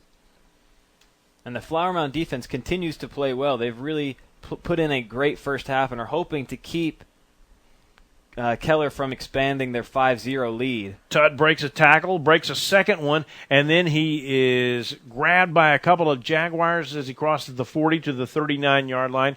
Making the stop with Blake Winters was also Nick Ryan, the defensive back. Flower Mound quickly shuffling in and out linemen there to get on the field quickly. Griffith, 5-step drop, looks near side, throws. It is caught there, and making a great open field tackle is Nick Ryan again, but not before the receiver, Miles Merity, grabs his 5th of the night, and that one is just short of the line again by about a yard. It was 3rd and 9, and it looks like they got about 8. It'll be 4th and 1. And it looks like we have a timeout on the field. I did not see who called it, whether it was Keller or Flower Mound. It was a Keller timeout, and it's going to be 3rd and 1, but we will keep it right here. 2:25 to play in our game, or in our half, rather. 5-0 the Keller Indians on top of Flower Mound. Flower Mound would like to thank Rapid Med Urgent Care in Highland Village, a family-owned and operated business that delivers the best, most convenient medical care. You can sign in and find more information at rapidmed.com. Also, Lens Cap Photo Marketing, a professional corporate business and event photography company. They provide a visual history of your event through high-quality images. Remember, when planning that special event, hire the photographer you need to get the pictures you want. For more information, please check their ad in the Jaguar football program or visit them online at lenscapmarketing.com. Also, Whirly Ball with 2 locations to serve you, Plano and Hurst. Leagues are forming now, so visit them online at whirlyball.info. All proud sponsors of Flower Mound Jaguar football. 2:25 to play here before halftime. The Indians took a brief timeout to come over and talk strategy on this not 4th and 1, I beg your pardon, but 3rd and 1. And they've got a full house backfield in there with Griffith in the shotgun and Tutt as the running back to his side. Big Houston Miller, who's normally a defensive lineman, has come in to be an extra wing back there, another tight end, a big full house package on the right side. They give to Tutt, and dancing around to the left side, breaks a tackle, coming near side to the 30, 25, and hit at about the 22-yard line toward the out-of-bounds marker by Austin McKee, the linebacker, but not before Tutt can break the tackles and get about 8 for the first down, and it looked like Taylor, they may have had him hemmed in for a minute. Yeah, that was a great, tough run by Tutt. He was hit in the backfield by a couple of Jaguars, was able to shake free, ended up gaining 8 or 10 yards. That's good, hard running by Tutt. That's a way to keep his legs moving on that play. Griffith, quick toss, far side, hit, and dropped immediately over there at about the 22-yard line, and really sticking him a lick and making a great tackle was Blake Winters and Austin McKee converging to make that stop on the far side after the quick gain of just 1 yard. And that's a great play by Blake Winters in the open field right there. Back in the shotgun again. Man goes in motion. Tyler Tutt. Griffith pump fake. Now tunnel screen coming inside to the 20 and trying to break a tackle to the 15, 13. I think may have been Tutt on the reception after a gain of about 7 or 8. If it was not Tutt, it was Cam Johnson on the catch. And that was a great job by some of those big linemen for the Keller Indians, getting out there and throwing some blocks downfield on that screen play to spring him for those 8 yards. Those big guys really hustled out there and got man on a man, got the big linemen got on those DBs and really sprung that screen open for that solid gain. They've again got a full house backfield with Caleb Griffith in the shotgun, and he gives to Tutt, and the backfield he's hit, and this time he is going to be swamped by about 3 or 4 Jaguars, and the ball may have even been stripped. The Jaguars are petitioning for a fumble. Hayden Brewer thinks he stripped it out and came up with it, but they may rule progress was stopped. That would be a big break for Keller if that is the case, because Hayden Brewer clearly came up with that football. And it does look like they're going to keep the ball with Keller. Forward progress had stopped, according to the officials at that time. It's going to bring up 4th down, and Keller taking a timeout to try to draw up a play here to try to put some more points on the board. It looks like they're planning to go for it instead of kicking a field goal to try to make it a 2-score game, because if we kick a field goal where it's just 5-0, it'll make it 8-0 and still keep Flower Mound within 1 touchdown and a conversion of tying the game up. Flower Mound Jaguar football would like to thank ShockboxDFW.com for being a proud sponsor of Flower Mound Jaguar football. Be warned instantly when a player has experienced a head impact that could result in a concussion. Visit ShockboxDFW.com today. The Greater Dallas Youth Orchestra and the new GDYO Jazz Institute. Enjoy a cultural experience with your family without breaking the bank. Visit gdyo.org for more information, as the Keller Indians are going to try a field goal attempt, which would be 36 yards, and on to try the second field goal of the night for the Indians is place kicker Luke Hogan. The snap is down, the kick is up, and did he just pull this one in too? He did.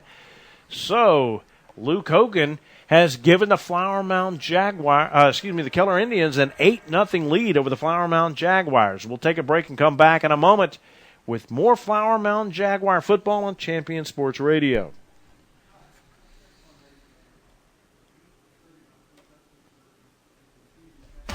On game day, leave the grilling to the amateurs and score the matchup of the century. Raising Cane's tailgates with jugs of lemonade and sweet tea. Cane's Tailgates get your appetite in the game with hot, fresh, never-ever-frozen chicken fingers and totally dippable cane sauce. They're fresh as a rookie, seasoned like a pro, and an automatic first down at any tailgate party. So when it's time for the big game, pick up some tailgates and jugs of lemonade and sweet tea. Now that's what I call a huddle. Raising Cane's, one love. Stay up on all the latest news about the teams you care about and know when your favorite games are on the air thanks to Champion Sports Radio social media. Either follow @Champion Sports on Twitter or like our Facebook page at facebook.com/Champion Sports Radio, and you will know what time your game starts, who was named Player of the Week, or what your school's alumni are doing in college. That's on Twitter @Champion Sports and facebook.com/Champion Sports Radio, your home for championship social media. Back at the Keller ISD Athletic Complex, stay tuned for the Shockbox.com halftime report after this, as Luke Hogan has it teed up to kick off at the 40 and back to receive this kick for the Flower Mound Jaguars. Looks like it's going to be Clayton Johnson, and fielding it 2 yards into the end, and going to a knee was Nick Ryan. Those two were the deep return men for the Jaguars there, but Ryan takes it to a knee, and the Jaguars will start off with the ball at their own 25, trailing 8-0. Hey, Taylor, a TD and a 2-point conversion could tie it that quickly. You can't rule that out. The teams have moved the ball, both of them. We have an odd defensive struggle score with teams that have had success moving the ball. And that's what's been so interesting about this first half is both teams are running hurry-up offenses. They're getting out there. They're completing passes. They're running the football with some good gains, but they're not able to finish and put points on the board. And some of that has to do with the number of turnovers that we've seen from both sides of the team, or both teams. Not much time with which to work. Logan Davis fires it out near side, caught by Nick Ryan in stride at the 25, 30, breaking tackles to the 35, 39, maybe all the way up to the 40-yard line. A quick gain of 15 yards on that little screen hitch pass out to the right. Great running by Ryan after the catch, too. 5 receivers set again, or 4 and a wing back. And Davis firing a go pattern to Ryan, and this one's too long. Ryan couldn't catch up with it, and he was covered step for step anyway. That one, Davis had to get rid of it quickly, and Ryan was going to have to really turn on the jets to get down there to catch up with it. And that was a safe way to get rid of it, running the fade down the sideline, able to get it up and over to his outside shoulder, made it uncatchable for anyone except the receiver. 2nd and 10. Davis low snap, fires it off quickly again. Caught on the far side of the field by Clayton Johnson, running around some blockers out there on the edge across the 45 to the 50, barely into Keller Indian territory, and just good enough for another Jaguar first down. On the move they are here at the 49-yard line in Indian territory. 31 seconds to play before half. 8-0 our score. Keller on top of Flower Mound. But it's another 1st and 10, and at the very least the Jaguars would like to get in some field goal position here with 30 seconds left. Davis in the shotgun. Low snap again. Scans the field. Now going long down the sideline. Got a man. Is it caught? If it's caught, it's a heck of a snag at the 16-yard line. And is that Clayton Johnson again making the grab over the defender over there? Wow, what a catch. That is one of the better plays that we've seen this season. That was an incredible catch by Clayton Johnson there along the sideline. Really went up, high pointed the ball, snagged it out of the defender's hands. That was an incredible effort by Clayton Johnson and an incredible throw by Logan Davis. That's a real spark for the Flower Mound Jaguars. And now Keller on their heels. They want to take a timeout and talk this over. So we'll take a quick timeout with them. You're listening to Champion Sports Radio's presentation of Flower Mound Jaguar football.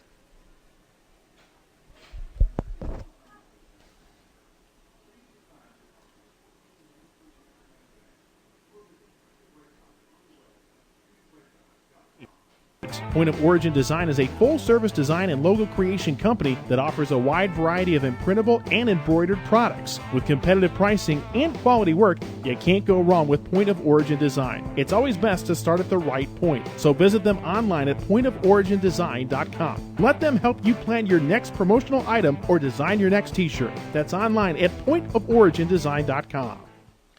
Well, 24 seconds before halftime here. Barry Probst and Taylor Wilson with you, and a great fast-paced game, even in an 8-0 score. Movement in the line.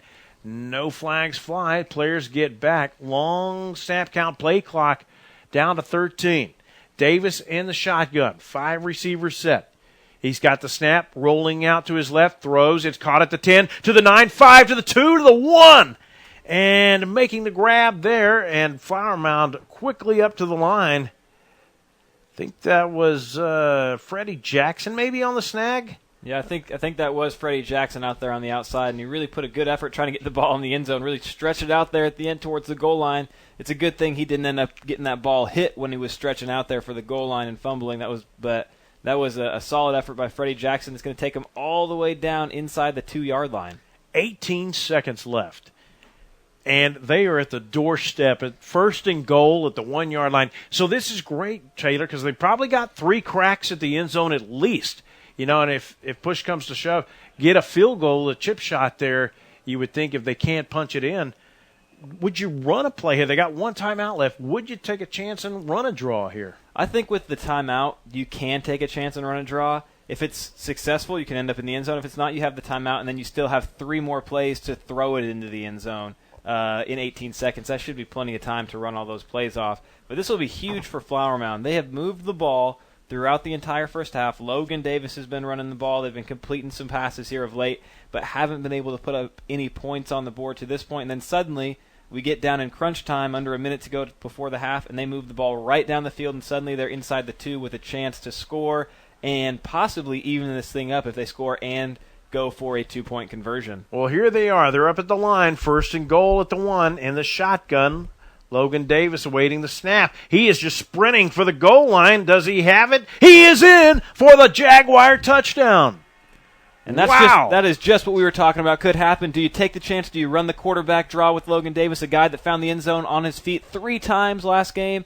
That's what they go with. They take the chance. He runs it over big Evan Curl, left tackle there. gets it into the end zone. Great play design, great blocking, and it looks like they're actually going to kick the extra point instead of trying to tie it up at 8. Probably just get the points now. Richard Kelly on to try this. Davis to hold. He's got to pick it up. He's going to run for the pylon. He's going to be dragged out with a horse collar tackle that's not even called. That was an egregious horse collar tackle. Wow, I can't believe a flag didn't come out on that. It was a very noticeable horse collar tackle right in front of the official. I mean, he was right there. We saw it from all the way up here. He had to have seen it right there, but he doesn't call it. And unfortunately for Flower Mound, they opt to get the points now and don't get the points now because the rush coming in from Keller. Well, our new score is 8-6. Flower Mound trailing with 12 seconds to play. We will take a break and come back in a moment. Well, actually, we'll keep it here. Flower Mound would like to thank MBS Today. Remember, there's no energy drink to boost your marketing growth. Contact Jeff, Dean, Richard, or Joan at mbstoday.com or go to jaguarfootball.com and click on the MBS link.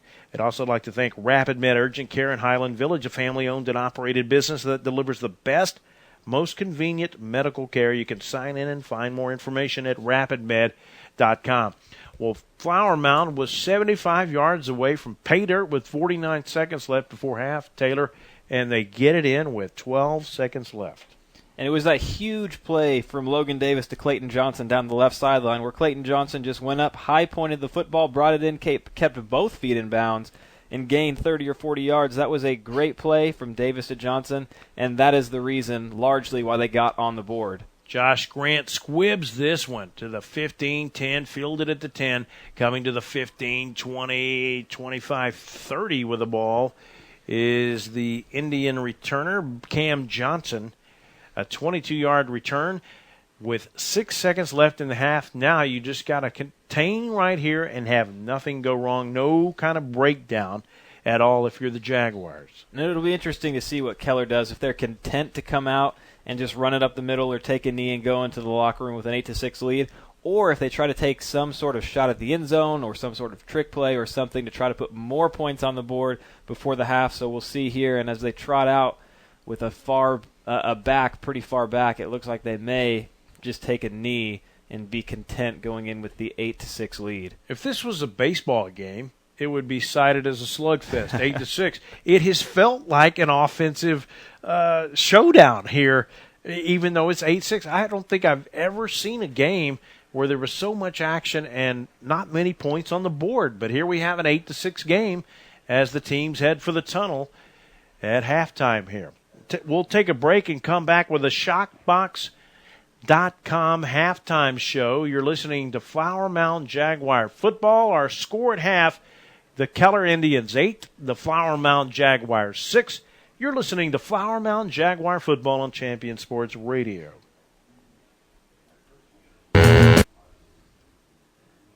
There's a time and a place for everything. As you'll see, projections for the next quarter are... He shoots, he scores! 2 points for team middle management. The office is not one of them. Jack, can I see you in my office? No pouting, it's your ball. Let's see what you got. But Whirly Ball is. For corporate events, team building, and private parties, Whirly Ball in Hearst and Plano is electric fun. Test your skills on the arcade games. Zip around in your Whirly Bug for a Whirly Ball competition. Or play the most affordable laser tag in the city. Learn more at whirlyball.info.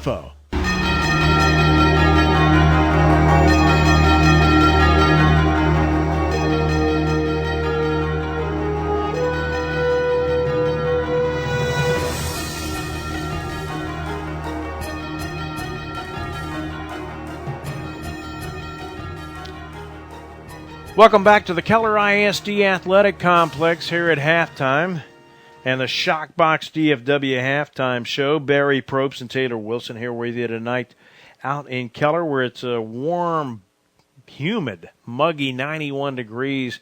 It hasn't slowed the pace or the speed of these teams, Taylor. It's just they've had some untimely turnovers and some crazy turnovers. Like I think we've seen 2 occasions where a team has turned it over and then back maybe on the same play or on consecutive plays at the very least. Yeah, it's been an interesting half of football. Like we've mentioned several times, it feels like an offensive game, yet we look at the scoreboard And to someone who isn't here watching the game, they would assume that it's a defensive battle. Both teams have run hurry-up offenses. Keller, at the beginning of the game, was getting up to the line of scrimmage so fast it was hard to keep up. Flower Mound couldn't sub in and out their defensive players. It slowed down just a little bit, but still, it's surprising to see that each team has still has single-digit points on the board. But it has been an evenly matched game, so the score is representative of that.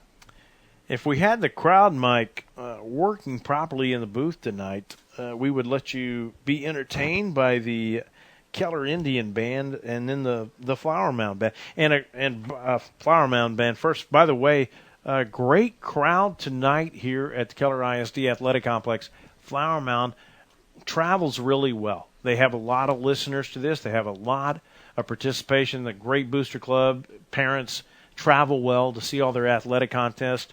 And Keller with a great partisan showing here tonight. So this is a stadium holds about 8,000, and it's just about full tonight. Yeah, it's pretty close to full. The Keller side is clearly full, and then Flower Mound, like you said, for a game that's about 30 or 40 minutes away from Flower Mound and through some pretty rough traffic, there is a great crowd over on the visiting sideline representing the Jaguars. We talked about some interstate battles tonight, and one thing we didn't bring up in the pregame show about head coach Carl Strelo of Keller. He's now in his third year. Quite a gamer. He's got an 8-13 career record with him, and he was 5-5 last year. They got to the playoffs, or barely missed it rather, last year, and they were 3-7 in 2012, 2-8 the year before he took over. But he had been at Colleyville Heritage for 5 years and at Capel for 7 years, so he's got a really good pedigree there with teams around this area. And even before that, he spent 12 years of coaching in Florida before moving here, which I find really interesting. And maybe this is part of the genesis for some of these interstate contests we see that are like going on tonight between Allen and Dutch Fork of South Carolina. And then back when I was calling Aledo, right after their state championship season, they and Bridgeport both went down, and I called both these games at the Disney Complex at Lake Buena Vista. They both played kind of a doubleheader there as Hurricane Dennis rolled through and chased us up into the UCF arena. But they got the game through, and they played Stewart, South Fork out of Stewart, Florida, did Aledo, and Bridgeport played a Memphis, Tennessee team. But that was kind of new and in vogue at the time, kind of a new thing they were pioneering, and now you see it more and more, and like this Eastern Christian Academy team that's set up shop down here and basically enrolled in the Mid-Cities school district for the first 3 weeks of the year. You got any scores there in action around the area to pass around to us, Taylor? I do have some scores. So we were just talking about some of these interstate battles. One of the big games this week was Dutch Fork, who's the defending state champion in South Carolina, and Allen, who, of course, is the defending 5A at the time state champion here in Texas. And currently they are in the second quarter, and Allen is leading but narrowly 24-21. So we have a good game there. Very close game. And we also have a few games today going on at AT&T Stadium. Earlier today, they played Argyle and Denison at 2 p.m., started at 2 p.m. Odd that you see a high school football game start in the middle of the afternoon on a Friday, but I guess you get the chance to play in AT&T Stadium. You'll make your arrangements. And Argyle took the victory there, 42-35. Currently going on in AT&T Stadium is Skyline and Arlington Martin, two very strong local teams. It's a high-scoring game there. Skyline currently ahead 53-48 in the fourth quarter. And then another one of those interstate battles we were referring to, and a team we've mentioned a few times, in Eastern Christian Academy. They are currently trailing DeSoto 28-20, but they're keeping that game a lot closer early in the game than they did last week when they came down to face off with Trinity. The DeSoto one doesn't surprise me as much based on what those teams can do on offense and then kind of what we've seen them give up on defense. But I tell you what, the Allen one really surprises me. And then that Skyline one with Arlington Martin, while they always have some really good players, I'm surprised they're not clamping down on defense. Both of those teams a little bit better than that. 53-48 seems really crazy, even for over there indoors in an inside game with no weather conditions affecting the contest. Yeah, they're certainly seeing some offensive fireworks there in AT&T Stadium today. Some more scores. We have Arlington Bowie and Cedar Hill. Cedar Hill, of course, took down South Oak Cliff in a battle last week. and Cedar Hill currently leading Arlington Bowie 27-23 in the second quarter. Salina currently up on Bryan Adams over at Forrester Field 14-8, and a few others. We have McKinney Boyd and Capel tied at 14 in the second quarter, which is an interesting score. That's shocking. That is shocking, yeah. Now, that is one that we certainly didn't expect. In another close game, we have Denton Geyer trailing Ennis 21-20, and Denton Ryan currently up on Hebron 20-7. So Hebron of 6A, and we'll see them a few weeks down the road. We'll Flower Mound. In fact, we'll find out when they square off. It'll be sometime in October, I believe. October the 17th, the Jaguars will play Hebron at home. Next week, join us for a 7 p.m. pregame show again, as the Jaguars will take on Plano East, hosting the Panthers back over there at Neil Wilson Stadium. And we'll take a break here during the Shockbox halftime show and try to get you caught up on some of the stats from this contest that we have between Flower Mound and Keller. Again, our score at halftime, Keller 8, Flower Mound 6. Top of the 8th inning. No, just kidding. It's halftime. We'll be back in a moment with more Flower Mound Jaguar football on Champion Sports Radio.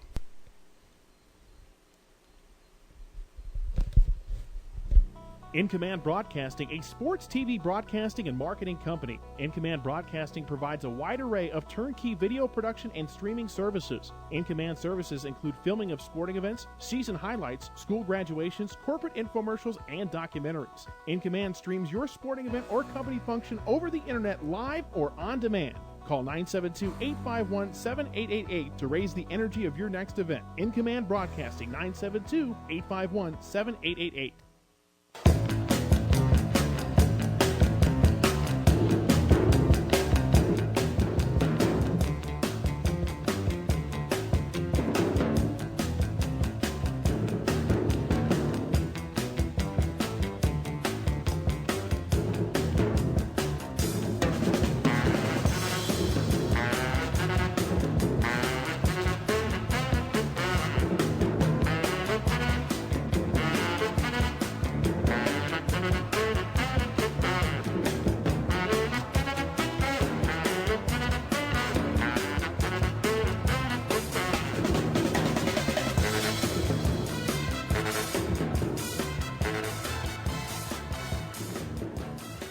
Welcome back to the Shockbox halftime show here at the Keller ISD Athletic Complex. Barry Probst with you here during halftime, where Keller leads Flower Mound by a score of 8-6. Recapping some of the action that happened last night, quite a few games last night in the area, including Garland beating Mesquite 49-28. Markeith Miller rushed for 222 yards and 4 touchdowns in that one. Garland just cruised over Mesquite at Hanby Stadium. Garland took the lead on a 4-yard touchdown by Miller, but Mesquite tied the score on a trick play on 4th and goal from the Garland 28. Chance Fisher then hauled in a lateral and passed to wide-open Juan Aguilar for that touchdown in that contest. Garland moved to 2-0 in the contest, and Mesquite fell to 1-1. Thomas Jefferson had a player get hurt kind of not too badly, but they stopped the game for it. And TJ rolled to a 46-0 shutout win over Diamond Hill Jarvis out of Fort Worth. Junior quarterback Kendrick Bright accounted for 307 yards of offense and 4 touchdowns in that one to give TJ a 1-1 record on the season now. Diamond Hill Jarvis fell to 0-2. Jeremiah Johnson rushed for 114 yards on 13 carries and scored 2 touchdowns in the contest. And sophomore receiver Devontae Calhoun scored on both a 71-yard pass and a 31-yard punt return. McKinney North defeated Little Elm 49-35 as Nick Hutchins accounted for 5 touchdowns and 275 yards of offense to lead McKinney North to a win over Little Elm at Ron Post Stadium last night. Hutchins threw for 170 yards and 3 TDs and scored twice on the ground. Ronald Jones punched in 2 touchdowns on the ground. including a 70-yard romp on the first play after Little Elm pulled within 14 in the third quarter. Keller Timber Creek beat Burleson in a shootout 47-44. That was thanks to Anthony Millsap's 2-yard touchdown pass to Reese Saunders in the first overtime, helping them rally from a 21-point deficit. Timber Creek moved to 2-0, and Burleson fell to 1-1, and that game was played right here last night. Hillcrest defeated Lincoln 30-6 thanks to Rico Evans' 200 yards of offense and a touchdown. Hillcrest moves their record to 2-0 after dominating Lincoln at Franklin Field. Hillcrest scored on 3 consecutive possessions in the first half after punting on its opening series. In other games, Arlington Sam Houston knocked off North Mesquite 12-10. Evan Hill found tight end Lejeune Cooper over the middle for a 16-yard touchdown late in the third quarter. Sam Houston moved to 2-0 on the season, piling up 345 yards on the ground along the way. Richardson Berkner beat Naaman Forest 45-27. They moved their record to 2-0 after that victory. They scored touchdowns on their first 5 possessions and had a 38-13 halftime lead before hanging on to win. Berkner rushed for 459 yards. Senior Kadarius Edwards got 147 of those on 17 carries. He also rushed for a couple of touchdowns. And Louisville beat Richland handedly, 47-21. The Farmers raised their record to 1-1 now after taking down Richland, and Richland falls to 0-2. The Fighting Farmers over there at Louisville put up 41 points in the half in that contest. Trinity Benson started the scoring with a 69-yard run on the second play from scrimmage.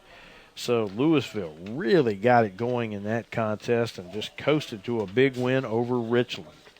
And that's big for the Fighting Farmers after they struggled the week before and barely lost a close game to Rowlett. 3 other contests that happened. Spruce beat up North Dallas 49-14. Frisco Independence big over Fort Worth Castleberry 35-8. That one played up in Frisco last night. A 66-yard run by Brandon Williams in there helped them get out of the gates early, and Miles Russell returned a punt 64 yards to the Castleberry 11-yard line to push the gap even further. And then R.L. Turner, who had lost for 2 straight years, won big over Fort Worth Polytech 61-18. So hats off to the R.L. Turner Lions. It has been slim pickings for many years over there for that program. When my alma mater used to be bad, they'd schedule them and beat them. That tells you something right there. They were that tells you how bad Turner's been down for a long time. But hats off to the Turner Lions for winning 61-18. A lot of points. And, some of these teams, when they've got all this frustration and losing mounts, when they finally do get over the hump and break out, boy, they really answer the bell in a big way like Turner did there with 61 on the board. And some more scores that are going on right now from the District 6-6A. We have Plano West with a 28-21 lead over Satchki, and we have Jesuit narrowly beating Plano East 21-14. So those Plano schools in some battles there today. And we also have Marcus, who is playing right now, facing off against Arlington over at Maverick Stadium at UTA. And Marcus is currently leading Arlington 14-10. So there's some updates from around District 6-6A. In addition to the Allen score, we have an update on that. Allen has put some more points on the board as they now lead 31-21. That's not enough for head coach Tom Westerberg. He's going to be sweating over there uncomfortably. Allen's not used to that. They're not used to being challenged, and that is for a defending state champ in South Carolina. That may be as high as they go. I'm not sure if that's the highest classification. It's a much smaller state than the state of Texas. They don't have 6A for sure, and I don't know if they have 5A. 4A may be as big as it goes, but you got to realize that the Gamecocks and Clemson Tigers dip into that program probably, and other schools around that in the coastal area over there. Yeah, and more there's strong football all across the country, and with the advent of all these national rankings you see on Rivals.com and Max Preps, I think that's a lot of the reason that we're seeing a lot of these matchups between these interstate schools, especially the state champion winning schools, because they want to go prove they're not only the best in South Carolina or the best in Texas, but they're the best in the country. And with these national recruiting rankings and national high school rankings and all the things that have populated the internet in the last few years, these recent advents of these ranking systems, these teams want to go around and play against the best. So that's why we see state champions from South Carolina coming to play state champions here in Texas. Flower Mound Jaguars would like to thank some of their sponsors making it possible for tonight's broadcast, including Strategic Direct Solutions, a senior-level sponsor of the Flower Mound Jaguars. SDS is a staffing partner that provides great talent to companies all across North America. Visit them on the web at sdsllc.com to learn more. Assure you have the best players in the best positions on your team. Contact SDS today. Also, Raising Cane's Chicken. Hey, Jaguar Nation, Lupe at Raising Cane's would like to see you. He loves Flower Mound and Jaguar football. Come see him at his location on Main Street in Louisville or on 407 in Flower Mound. Tailgate like a champion with Raising Cane's Chicken. Football fans, with the Raising Cane's tailgate on the table, this meal is going into overtime. The first overall pick for any game comes piled high with hot, fresh, never-ever-frozen chicken fingers and totally dippable cane sauce. So let's hear the stats. That's 100 chicken fingers, 100% premium, and 100% delicious. And with cold, refreshing jugs of lemonade and sweet tea also coming straight out of Raising Cane's, well, let's just say that's a full roster of flavor. Raising Cane's, one love.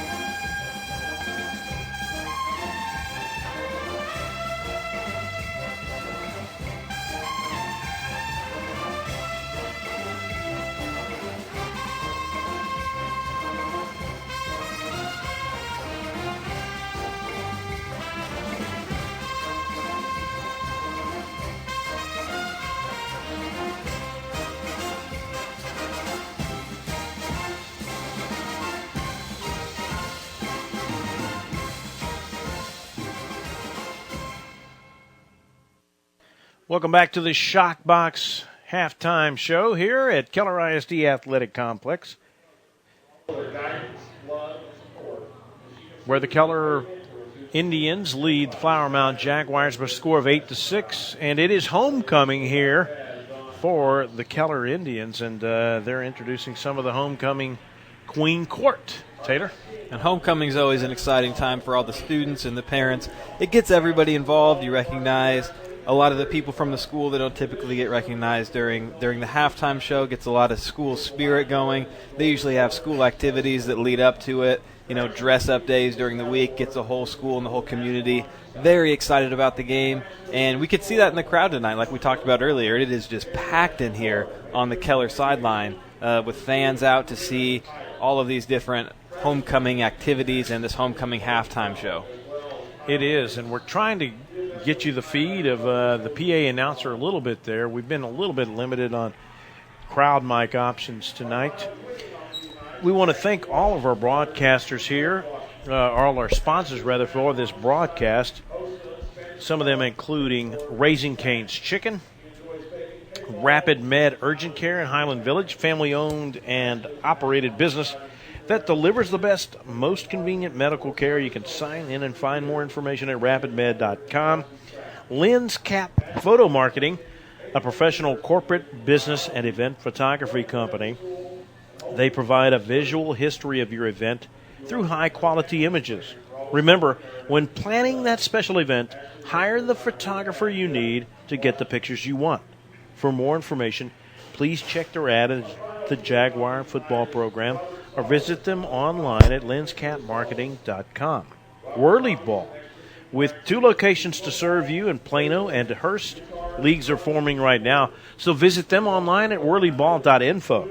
In Command Broadcasting, a sports TV broadcasting and marketing company, call 972-851-7888 or online at incommandbroadcasting.com. By Point of Origin Design, a full-service design and logo creation company that offers a wide variety of imprintable and embroidered products, online at pointoforigindesign.com. By ShockboxDFW.com. Be warned instantly when a player has experienced a head impact that could result in a concussion. Visit ShockboxDFW.com today. The Jaguars would also like to thank the Greater Dallas Youth Orchestra and the new GDYO Jazz Institute. Enjoy a cultural experience with your family without breaking the bank. Visit gdyo.org for more information.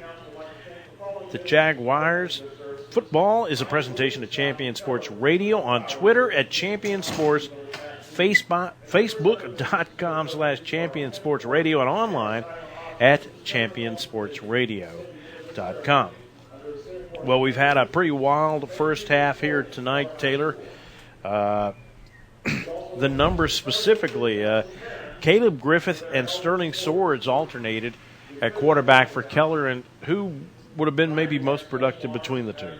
Well, Sterling Swords, he came in, and he's the one that really led them down the field and got them on the board there in the second quarter, but it was Caleb Griffin who spent most of the time in the game, and his stats are reflective of that. He actually finished the first half 7 of 10, so he had a 70% completion percentage, but he did have that one interception where he came in, Swords was in, led him to some points. Caleb Griffin came in the next possession to start off, and his first pass of that possession after returning to the game resulted in an interception. But he has thrown for 41 yards on the night. The Keller rushing attack has really been where it's at, with Tyler Tutt leading the way. He has 15 carries, just 40 yards to show for it. And Sterling Swords, when he came in, he really brought a different dynamic than did Caleb Griffin, as Swords was running all over the field and ended up with 4 carries for 15 yards. I won't say all or nothing, but for Tyler Tutt, it seems to have been either pretty good or not very good. He's either been bottled up for no gain, or he's managed to leap through for about a 7 to 9 yard gain. Yeah, and his 2.67 yards per attempt average isn't really reflective of what we've seen because of what you just described. He's either busting it for 8 or 9 yards or being taken down for a 2 or 3 yard loss. And so I know it averages out to 2.67, but like you said, it really is all or nothing. He's gashing those holes, or the Flower Mound defense is bottling him up really well, which they've done quite a few times tonight. Did you find it interesting? I know I did, that after Keller drove the length of the field and then had that turnover, Flower Mound had that turnover, and then Keller came right back in, not with Sterling Swords, but with Caleb Griffith, and immediately he turned it over. Yeah, I thought that was interesting. I'm curious as to why Sterling Swords came in for that one possession, one or two possessions, and then Caleb Griffin was reinserted after Sterling Swords really showed that he can be a capable quarterback in this offense. I mean, they scored on the drive he ran. He had a few carries. He didn't throw for any yards, but he moved the ball down the field effectively. He executed the offense effectively, and then was yanked back out of the game, and Griffin was put back in. And they did score after Griffin was put back in a few possessions later, but that was just an interesting transition there between quarterbacks in the middle of the second quarter. Logan McKeesic had a couple of pass attempts last week for 43 yards, and I'm guessing one of those was a fake punt, maybe against Midland Lee, and maybe the other, maybe faked a punt again. I don't know, but he's not on the depth chart as a quarterback per se. And Sterling Swords had no pass attempts last week. Caleb Griffith was 20 of 34 in week one. That's a lot of passing in any game, especially in your first game. Just throw them to the Wolves and then, just put it in the air. Now, we've seen them go with an empty back set or a one-back set a lot of the time, so they're running the spread, but they also are a team that likes to share the time on the ground. And it shows in their stats from today. It's interesting. He threw so many passes last week. He just has 10 so far today, and they've run the ball much more. Tyler Tutt has 15 carries. Sterling Swords had 4 carries, and Caleb Griffin himself had 5 carries. So they're really focusing more on the ground game today than they did last week. We will take a break and come back here in a moment with the second half. You are listening to the Shockbox Halftime Show on ChampionSportsRadio.com. The office is not one of them. Jack, can I see you in my office? No pouting. It's your ball. Let's see what you got. But Whirly Ball is.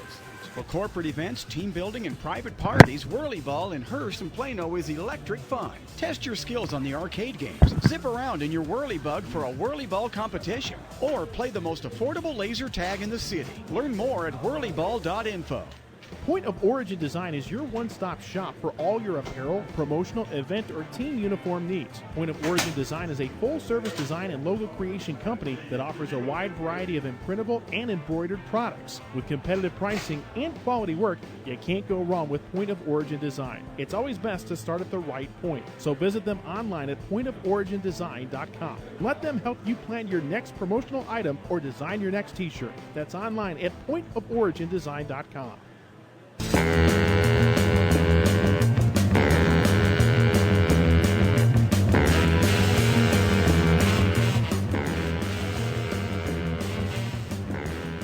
Getting set to start the third quarter of play here at the Keller ISD Athletic Complex. Barry Probst and Taylor Wilson with you tonight out here in a warm night. It might have dipped below 90 by now, Taylor. I don't know. We're up here in a cool, windy press box. I've never seen a press box with the air conditioning blowing that hard, but it is. And Keller out to an 8-6 lead as we get ready to start the second half.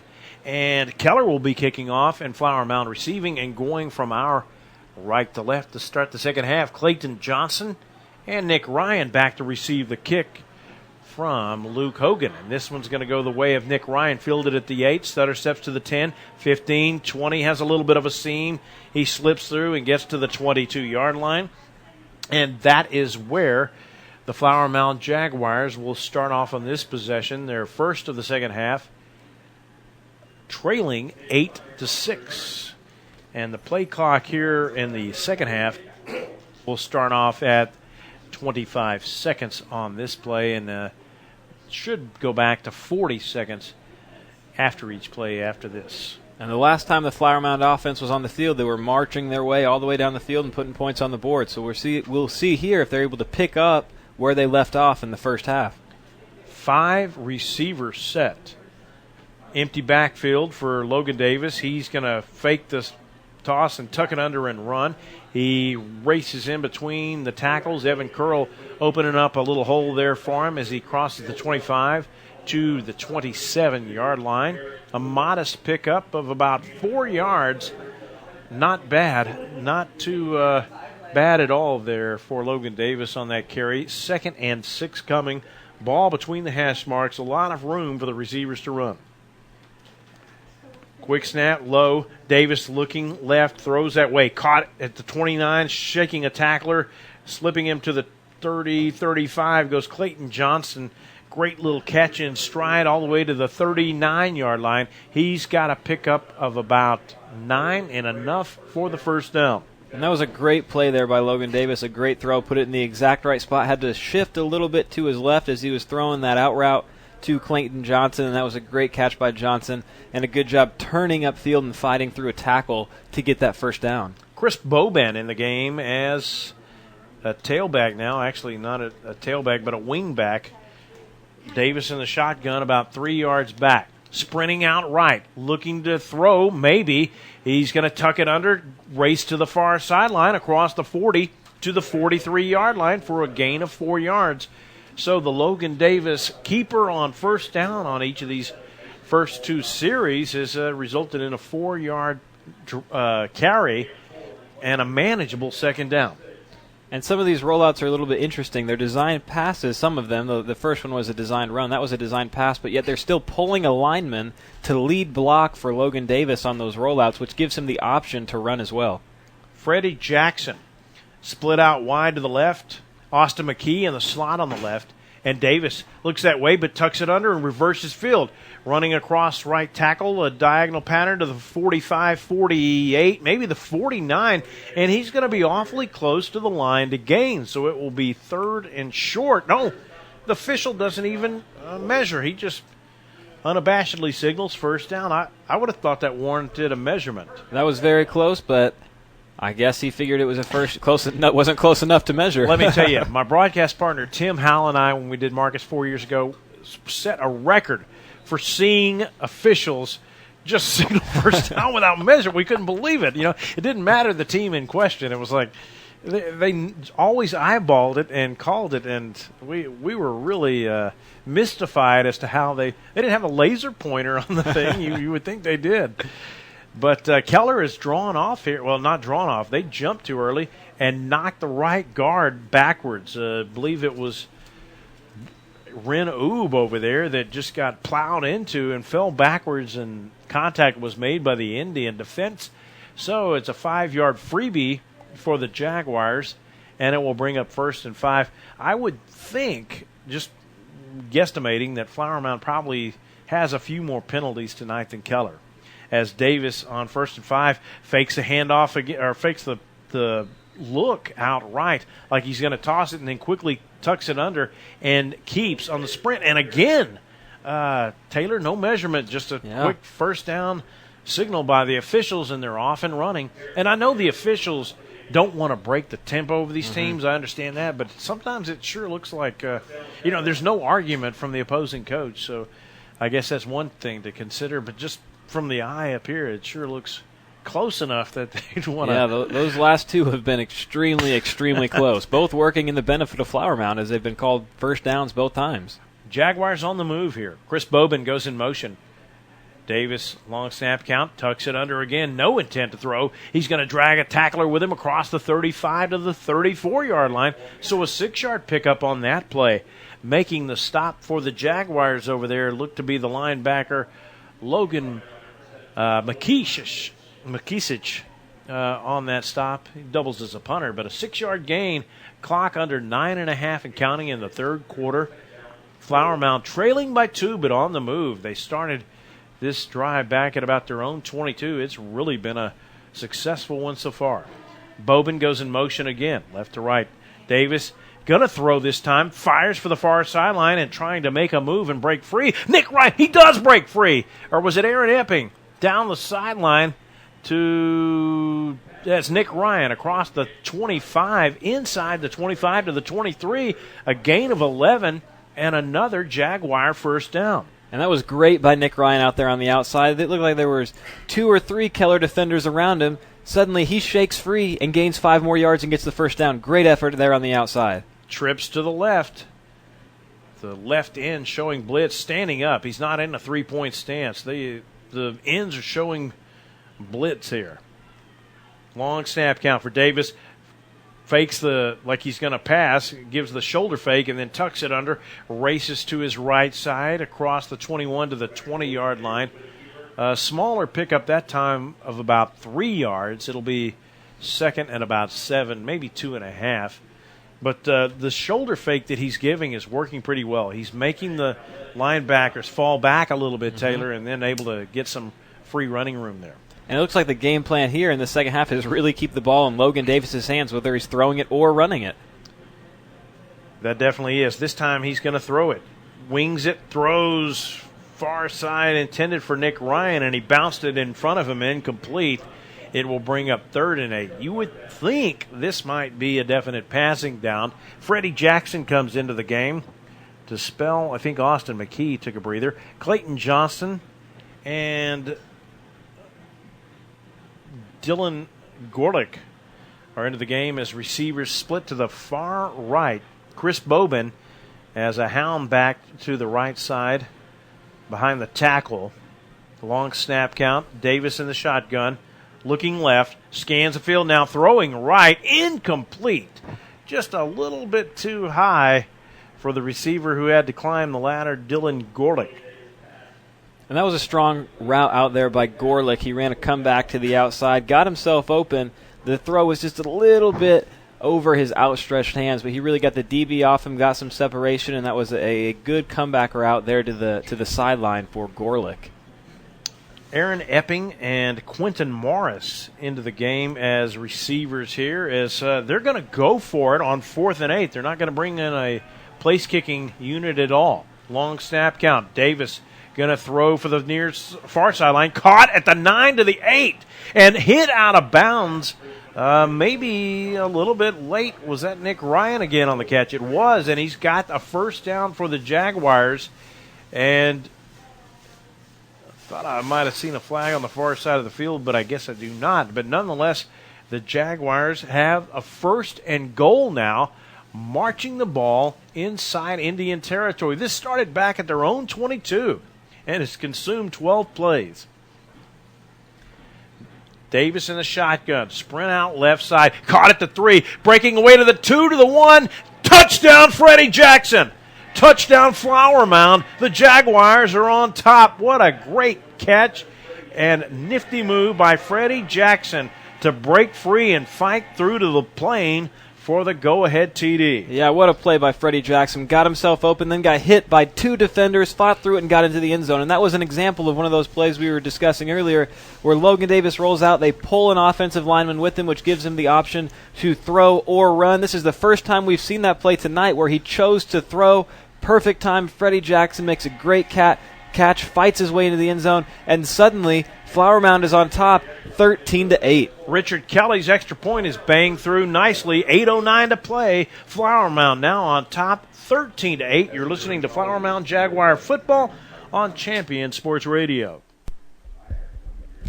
This broadcast is under the direction and is copywritten by Champion Sports Radio. Any rebroadcast, retransmission, or use of the audio stream, and any and all other use of the accounts of this broadcast without the direct written consent and permission of Champion Sports Radio is strictly prohibited. All rights are reserved by Champion Sports Radio and ChampionSportsRadio.com. This is a presentation of Champion Sports Radio, your home for championship broadcasts.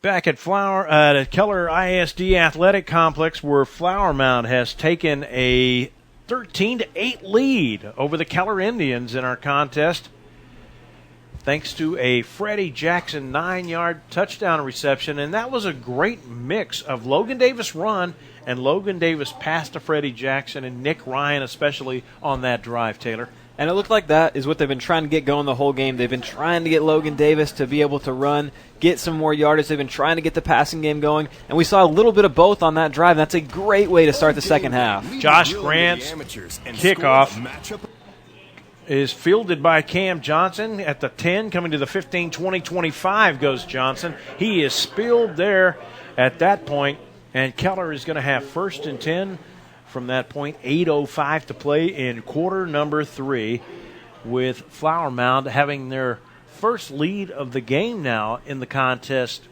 13-8, and I believe a 15-yard drive here.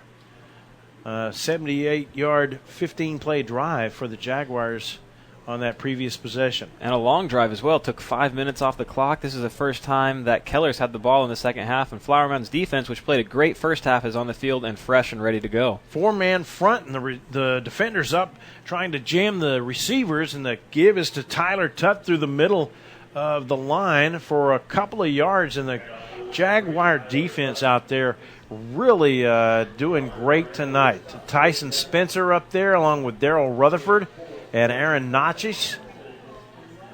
Yeah, the Flower Mound defense has been stellar this entire night. They've really only given up points on short field situations.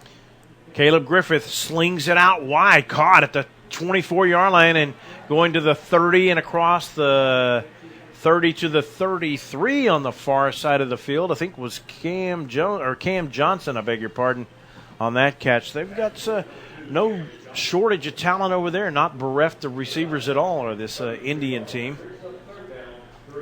Griffith in the shotgun, and he gives to Tutt, who sidesteps the tackler around right in at the 30, 35, slipping more tackles to the 40 and even the 42-yard line. He is finally brought down over there by Blake Winters and Brandon Welch, but after an 8-yard gain to the 43-yard line and an Indian first down. Shotgun formation back right behind him, that's Tutt. Tutt looking for running room around the left side. Going to be bottled up as he gets to the 42. He may have lost a yard. This is what we've said, that Tutt is feast or famine somewhat.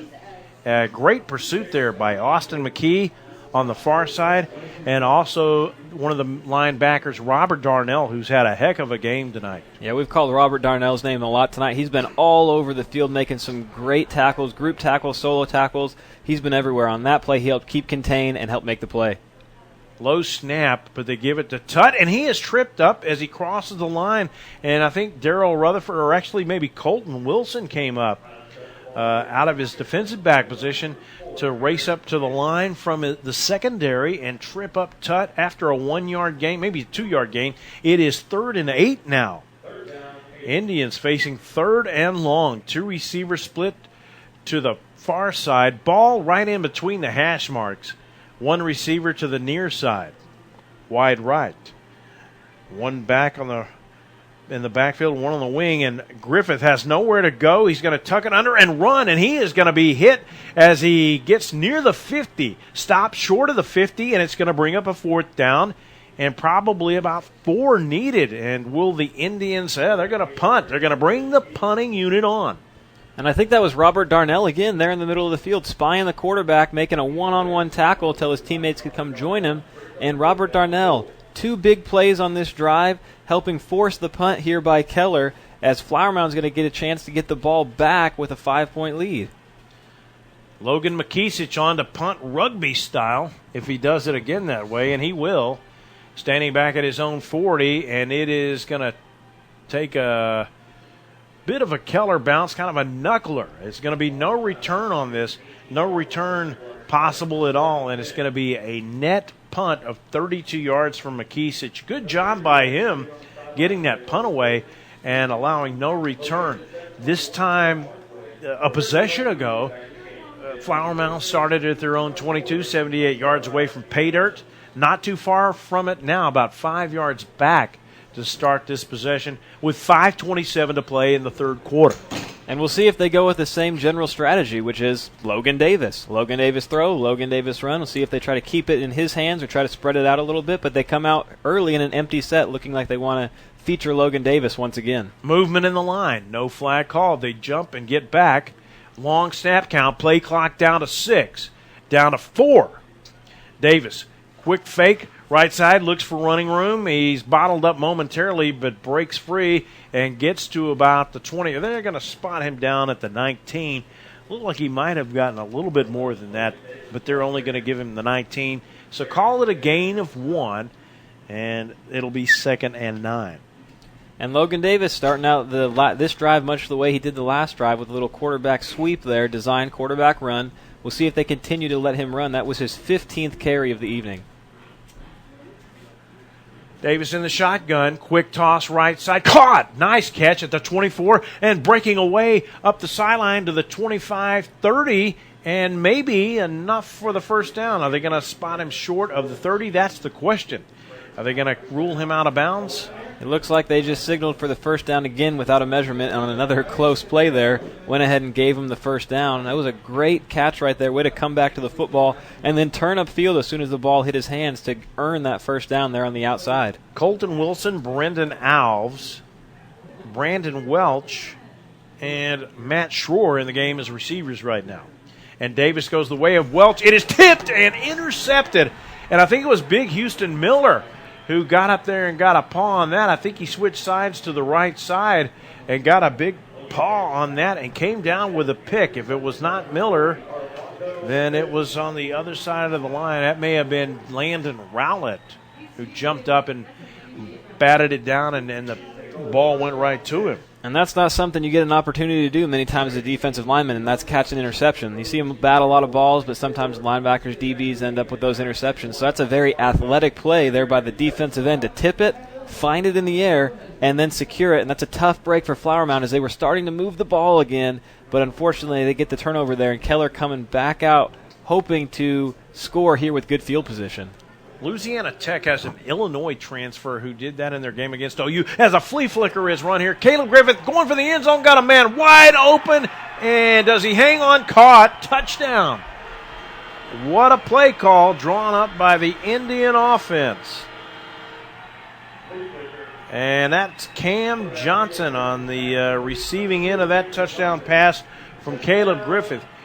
Hats off to Wes Cope, the offensive coordinator for Keller, who drew that play up there. We hadn't seen one to this season today yet until tonight. Right there, a great play call, and it ends up being 6 for the Indians.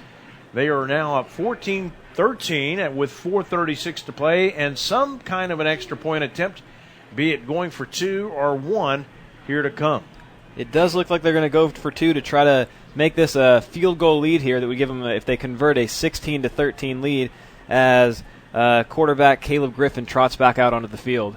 And he hands to Tyler Tutt, looking for room around the left end. But the Jaguar defense there to pursue him and take him down quickly and assuredly. Darrell Rutherford and Aaron Notches over there to pull him down and keep him out of the end zone. So our score now is Keller 14, Flower Mound 13. 4:36 to play in the third quarter. We'll take a break and come back in a moment with more Flower Mound Jaguar football on Champion Sports Radio. Raising Cane's tailgates with jugs of lemonade and sweet tea. Cane's tailgates get your appetite in the game with hot, fresh, never-ever-frozen chicken fingers and totally dippable cane sauce. They're fresh as a rookie, seasoned like a pro, and an automatic first down at any tailgate party. So when it's time for the big game, pick up some tailgates and jugs of lemonade and sweet tea. Now that's what I call a huddle. Raising Cane's, one love.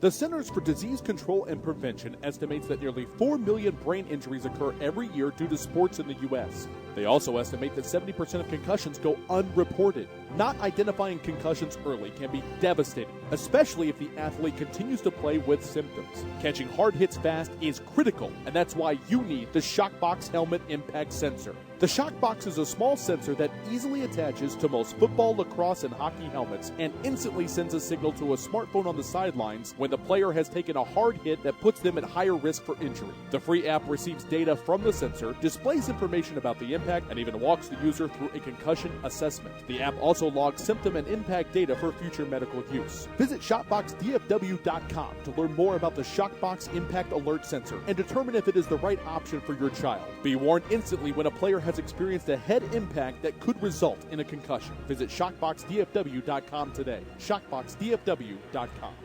Well, Devin Coleman takes the kickoff return and again runs horizontally.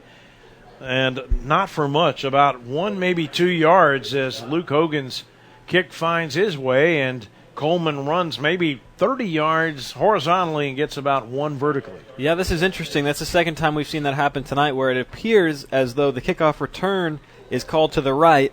The ball is kicked to the left, and instead of just trying to run straight upfield, trying to gain a few yards behind just a few blockers, he instead runs all the way across the field horizontally to get it behind the rest of the team, but that by the time he gets there, the entire coverage team is down there as well. Yeah, tough to do at any account.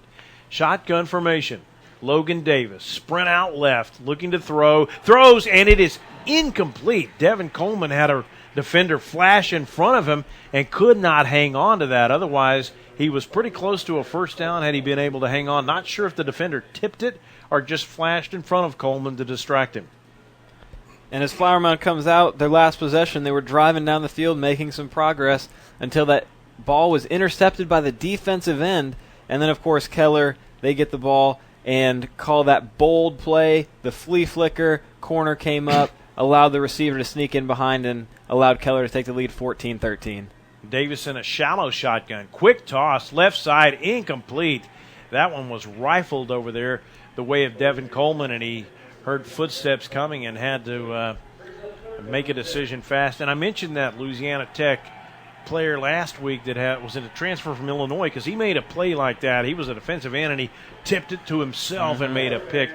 And also I mentioned Louisiana Tech because former Flower Mound Hunter Lee, a receiver of the Jaguars a few years ago, made a few catches for Louisiana Tech last week. And I told you, he is no insignificant contributor to their team on offense. He's had quite a good career and set of seasons down there at Louisiana Tech. Yeah, and Keller actually has a few players that are going to be heading to Louisiana next season, as Bobby Reynolds, one of their offensive linemen, is committed to Louisiana Monroe, and Tristan Tehuma is committed to LSU, where his brother is currently playing defensive end. Well, Flower Mound decides to take a timeout on 3rd and 10. We will take one with him. You're listening to Jaguar Football on ChampionSportsRadio.com.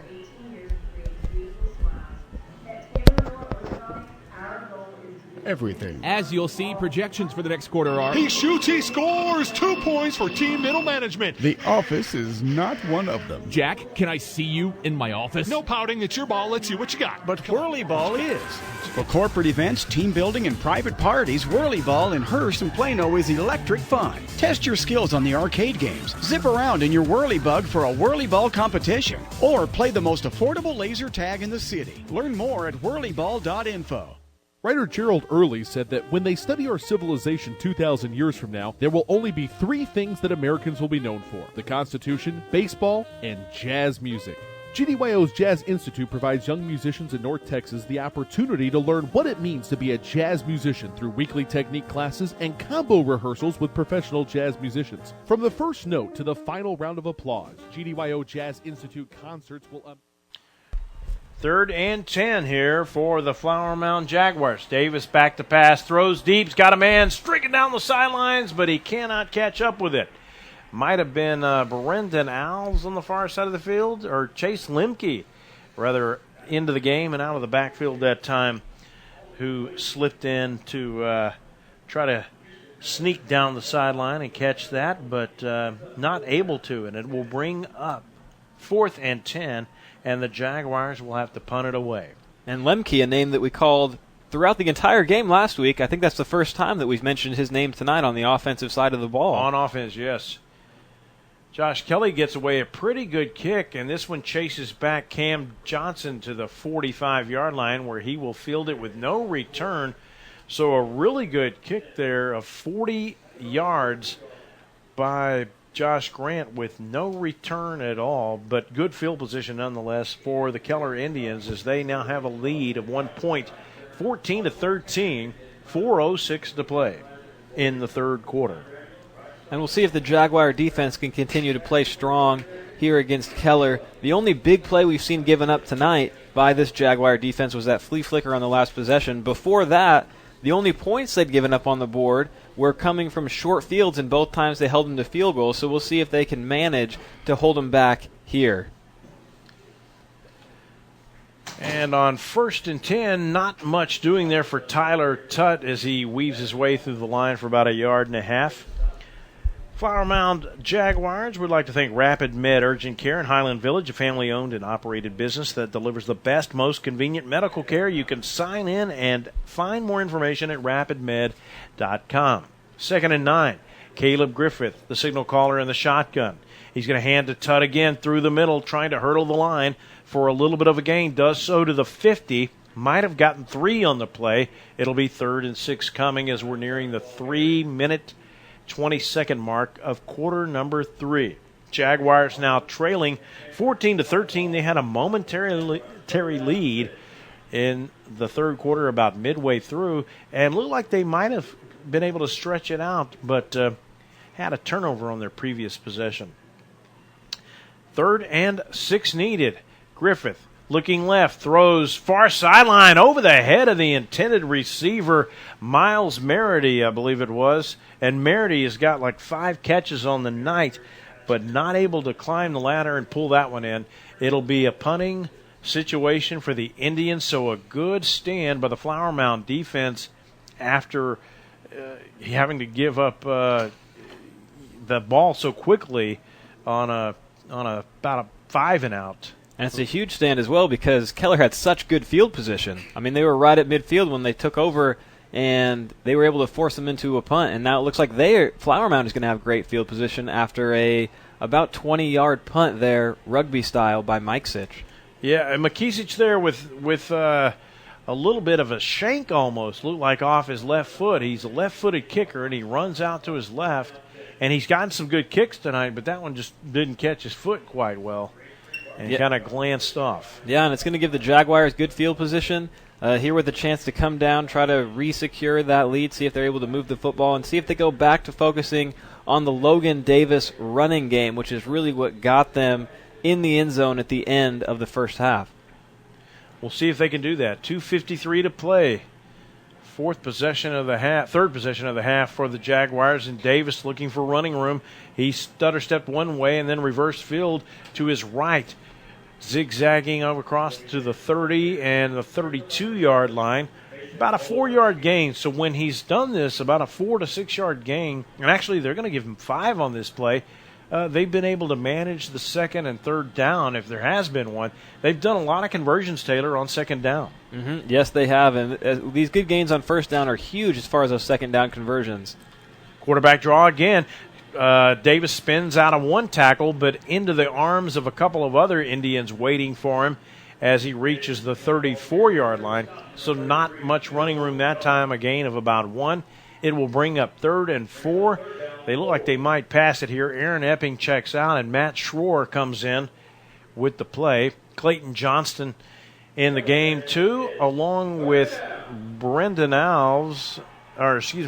Wilson. Brendan Alves in the slot on the right, and Colton Wilson far to the right. And so far tonight, we've seen 7 Flower Mound wide receivers get the ball, with Clayton Johnson being the main target with 4 catches for 68 yards. And Nick Ryan's had quite a night, too. Shotgun formation. They're going to run an end around, fake the end around, and throw to the wide side. It is caught. Is it caught? At the 45-yard line. It is ruled a catch, and the Jaguars move the sticks. I thought they were going to do an end around and send it back to Boban, the tailback in motion, but they decided to fake that. And a great toss by Logan Davis that time. And it's a good thing they faked that end around because Keller was waiting for it there on the other side. That would have been for a big loss had they handed it off. Davis this time making no bones about it, trying to sprint out left and going to be pulled down before he can get back to the line of scrimmage. He tried to stiff arm the tackler, but he had a big gentleman trying to pull him down, and Skylar Rodriguez, I think, that hauled him down. It was either Rodriguez or Alec Lukens. May have been Alec Lukens to pull him down there after no gain. He just does get back to the line of scrimmage. And Logan Davis, again, the focus here with the running game. He's now up to 18 carries on the night. That's a lot for a quarterback, but he's really been the focus of the offense the entire second half. He had 20 last week.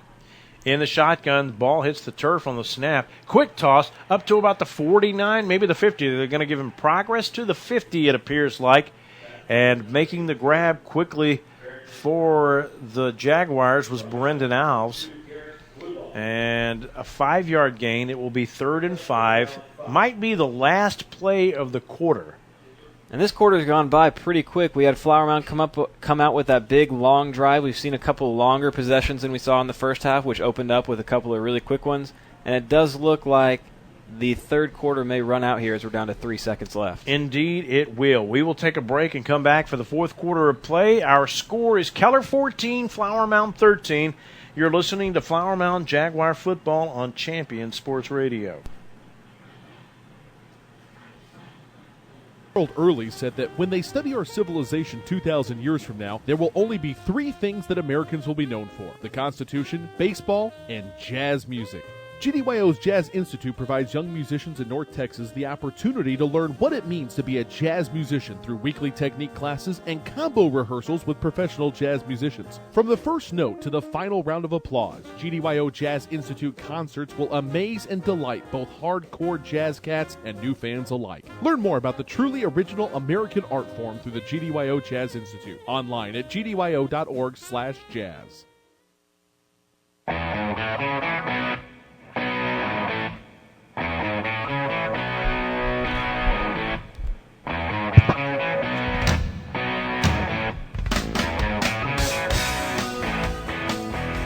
Getting set to start the fourth quarter of play, and we'll see which Jaguars will be living in the limelight here in this quarter as they are down 1, trying to get back on top.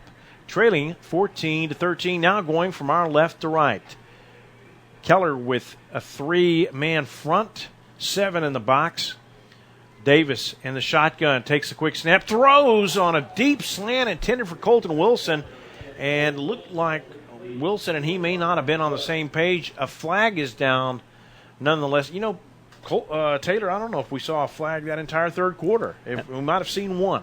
And that's why it seemed to fly by so fast. We weren't stopping for penalties all the time. This is definitely our first one in a while. Like you said, may have been one, but certainly not as many penalties as we saw there in the second quarter. They called a legal formation, which maybe one of the receivers was not up to the line properly.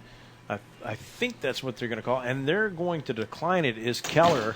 So to start the fourth quarter, an illegal formation penalty, and it'll be declined and bring up 4th and 5. Now, will Flower Mound go for it? No, Flower Mound is not going to go for it. They're going to send on the punting unit, which is a good move. You would think they could, with a good punt here, maybe bottle up Keller pretty deeply. And turnovers have not been insignificant in this game at all tonight. We've seen about 3 per team. We also saw a snap over the head of a punt earlier for Flower Mound, so they got to be concerned about that and got to hope that they can get the snap back to the punter so they can push back Keller. Now, they're calling this illegal formation, but I thought it was maybe when the flag came out, I thought it was maybe an illegal substitution penalty, but I didn't see any movement, and I didn't see it was a dead ball call. So usually that's somebody that moves too early. They take it, and it'll be 4th and 15 now. Scoreboard shows 4th and 10. And Kelly, another head-high snap. He had to reach high to get that when he pulls it down and punts, and it is going to be fielded at the 25. And, I mean, right in his face was Andrew Bullard of Flower Mound, and looked like he might be a little too close for comfort or a little too close to avoid a penalty flag. I was thinking that as I was watching it. I was waiting for the flag to come out, but that was a great job there on the punt because that was another high snap. And coming after the last punt when the snap went over his head, he was able to secure it and still able to get off a pretty good punt with pretty good airtime that forced the Keller returner into a fair catch call and pushes them back to the 25-yard line. Caleb Griffith, the quarterback, and Tyler Tutt, the running back. And Tutt takes the handoff with running room around the right edge across the 20, 25, 30. And Tutt is hit as he crosses the 35, still on his feet, and dragging with him a couple of tacklers to the 40-yard line. So containment broke down there for the Jaguar defense, who had been pretty stellar most of the third quarter and even the latter stages of the second. It gives them a first down after a 16-yard gain, though. Indians on the move. They give to Tutt again. Now he's coming over the left side across the 45 to the 47-yard line. A gain of about 6 for Tyler Tutt. So we've said it's been feast or famine for this guy. He's either stepped off about an 8 to 9 yard gain or had a 2 to 3 yard loss, and his last 2 plays have been sizable gains. Shotgun again. Griffith gives to Tutt again. Over right tackle. Big running room across the 50 to the 45 and to the 41. So I don't know if suddenly the Jaguar D has gotten a little bit tired or if they have spotted something on an alignment that has given them an advantage. Yeah, Hayden Brewer checks out. These have been 3 strong runs by Tutt, and those offensive linemen are creating some pretty big holes as he's running through, and then he's making a few people miss, so he's extending his runs, and those first 3 have really been of the feast variety when we were talking about feast or famine. He's doing a great job down there behind that big offensive line. Yeah, big Mea Tuhama and Bryce Sherrill providing a hole there for him that time as he comes left this side, tries to, but he is met by Chase Lemke, among others, including Aaron Natchis on the tackle, and that's a loss of about 2. So there's the loss variety we've seen Tutt do tonight. I don't know that he's had any for no gain. It's either a loss of 2 or 3 or a gain of 7 or 8. I don't even know if he's had any for 1 or 2 yard gains. You know, they've all been a little bit more than that. And some confusion here now as players looking to come out. I don't know if his helmet got messed up, his chin strap. Looks like he's not able to buckle down his chin strap. I think he has a helmet issue, and Keller may have to burn a timeout. 10-11 to play, and Keller is going to take a timeout. We'll take one with them, too. You're listening to Champion Sports Radio's presentation of Flower Mound Jaguar football.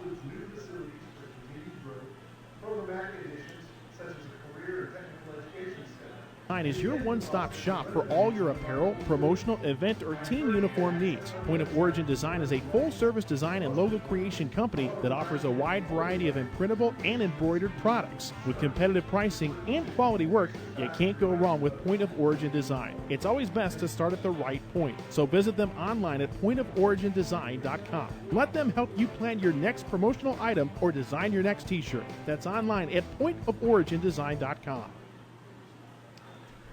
2nd and 12 for the Keller Indians. Flower Mound would like to thank MBS Today. Remember, there's no energy drink to boost your marketing growth. Contact Jeff, Dean, Richard, or Joan at mbstoday.com or go to jaguarfootball.com and click on the MBS link. Strategic Direct Solutions is proud to be a senior-level sponsor of the Flower Mound Jaguars. SDS is a staffing partner that provides a great talent to companies all across North America. Visit them on the web at sdllc.com to learn more. As Griffith on 2nd and 12 fires over the left side, and flags fly, and you can hear the crowd groaning for a penalty, and a couple of flags came out, and they're going to get a Jaguar defender, R2 maybe, for pass interference, it appears. Yeah, the 2 flags came out. It may even be on 2 different individuals, as a couple DBs and linebackers there had contact with the receivers, and it is pass interference against the Jaguars. So that will give them an automatic first down and a spot foul. And they had just made a good play, had the Flower Mound D, and had they managed to stop Keller's pass there without a penalty, it would have been 3rd and long. It would have been a really favorable situation for this Jaguar defense, who had gotten gashed about 3 plays in a row via a long run. And now it's going to move Keller up into really good field position as the line judge prepares to spot the ball here. Still waiting for the officials to spot the ball after the penalty, and it will be inside the 30-yard line. Is going to give Keller a first down and good field position here with 10:07 remaining in the game. We talked about sophomores being an integral part for Keller, and Duke Carrillo, a sophomore for Flower Mound, is in the game now as a tackle up front. They give to Tyler Tutt, and he is stood up by Colton Wilson, and Wilson gets some help as some other Jaguars come to the rescue to help wrestle down Tutt. Among them, Darrell Rutherford and also Grayson Hoagland. And Wilson, senior linebacker. Wilson did a great job of making initial contact there and then holding on. He didn't have enough strength to make the tackle and bring him down alone, but he held on, didn't let him gain any more yardage, and his teammates came to help. That was a great job. 3-yard gain, quick toss on a tunnel screen on the left side, and Flower Mound sniffs this out as the catch is successful by Keller's Miles Merity, his 6th catch of the night. But no less than 5 Jaguars, including Aaron Notches, were all over him like a cheap suit. And Notches lost his helmet on the play, so he had to run off to the sideline. He's going to have to sit out one play after that big hit right there on the last on that screen pass. 2 good plays in a row by the Jaguar D. It's 3rd and 6. And Griffith almost went to a knee on that snap. He was not ruled down, but he was really close. He gives to Tutt, trying to rumble through the line for a gain of about 2 or 3. And he's going to be short of the line to gain by a couple of yards. It will be 4th and 2. I guess Keller is going to go for it. They're not sending on the field goal unit. They have a 1-point lead and trying to get the first down. And it is going to be stuffed. They give the ball to Tyler Tutt, trying to creep around the left edge, and there's nothing doing, and a couple of Jaguars, including Devin Coleman, are there to stop him. And that is a huge play for the Jaguars. Down 14-13, Keller's up 14-13, tries to rush to the line. 4th and 1, tries to catch the Jaguars off guard by going for it on 4th down and going for it quickly. But the Jaguar defense was ready for it, takes him down behind the line of scrimmage. That could be a big momentum shift here for Flower Mound as they get the ball back, trailing by 1. Use that momentum from that defensive play to try to spark something on the offensive side for the first time here in the 4th quarter. Yeah, and the other guy in on the tackle, we don't have a number for that, 41. We'll try to get who that is. And this time, it is not Logan Davis taking the direct snap, but a secondary signal caller in there for Flower Mound. This is Zach Bradford, another senior. Coach Dane Johnson has 3 seniors that are in line to play quarterback, and Zach Bradford is the initial backup. He's even got a 3rd that's a senior.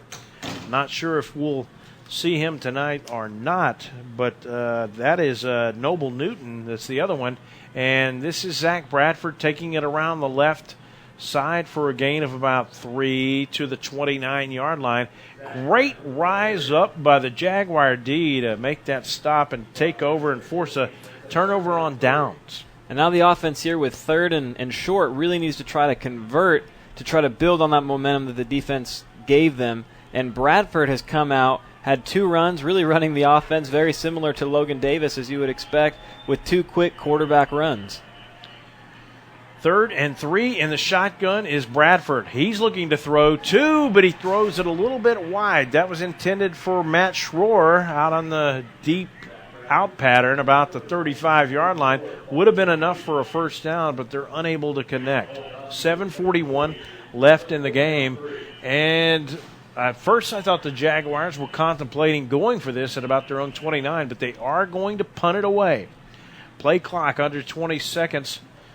This might be an excellent time for a fake punt if they decided to do that. Back to ostensibly punt is Josh Grant. Or Richard Kelly, I believe you beg your pardon.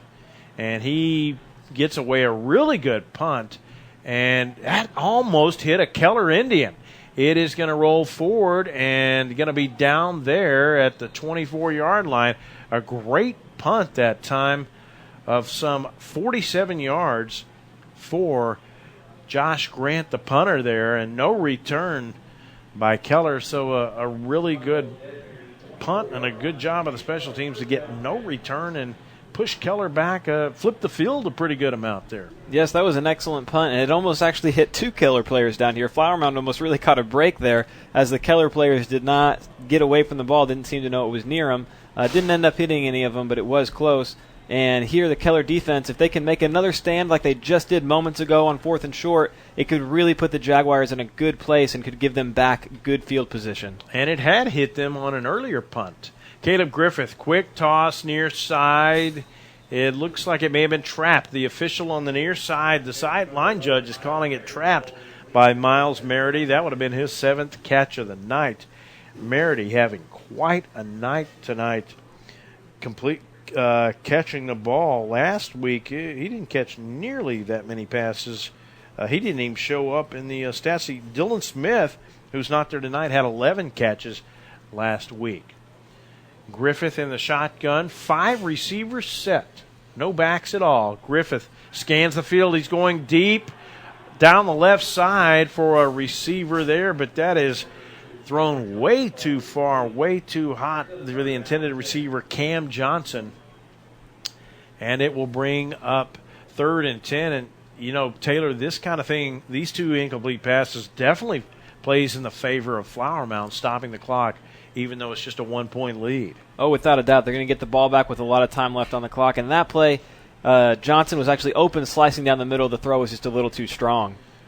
The Jaguars were feigning blitz and then peeled back, and then Griffith throws the sideline pattern to Miles Merity, but Merity, who's made some really good catches, has that one kind of bounce away from his shoulder pads and chest. Kind of had it in his arms and tried to catch it up high, and it bounced away. And as you just alluded to, the first 2 plays were passes, both incomplete, didn't wear any time off the clock, and then they come out and throw a 3rd pass, again incomplete.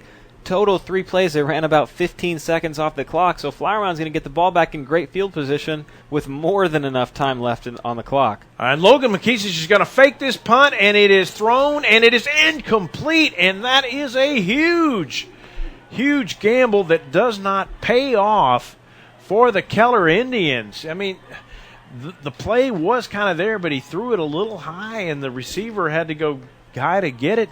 And when he caught it, he was not in bounds at all. That was, wow. And that's a dangerous place on the field to try that. I'm really kind of surprised that happened. That's a very bold call there, right there, by Keller, as they were deep in their own territory. And it was actually a 4th and relatively long, so they would have had to fake the punt and gain 10 or 12 yards to get that first down.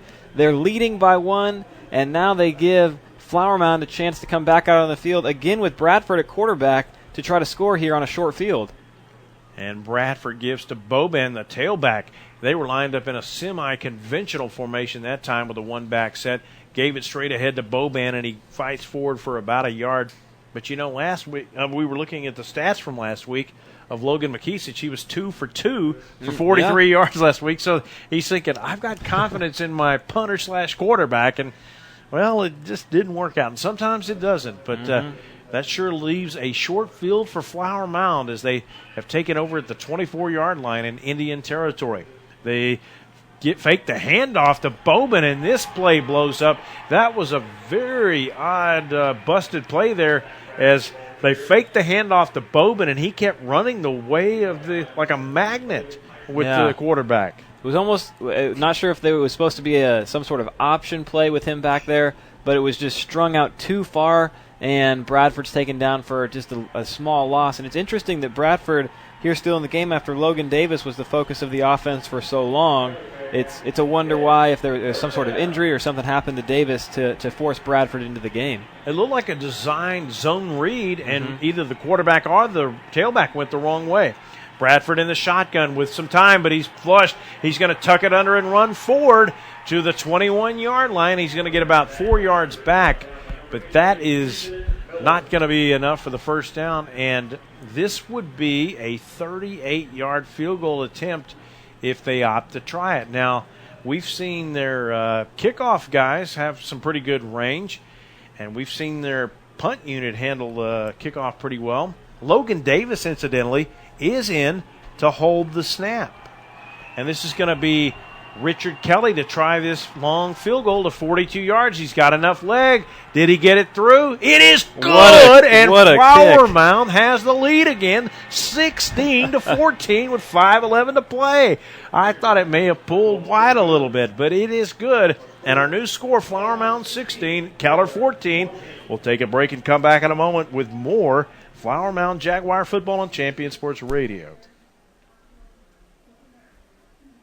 Tired of only spending time as a family huddled around the TV? Would you like to enjoy some culture with your loved ones without breaking the bank? Then let me introduce you to the Greater Dallas Youth Orchestra. The GDYO provides music education and performance opportunities for musically talented youth, but this is no kids' concert.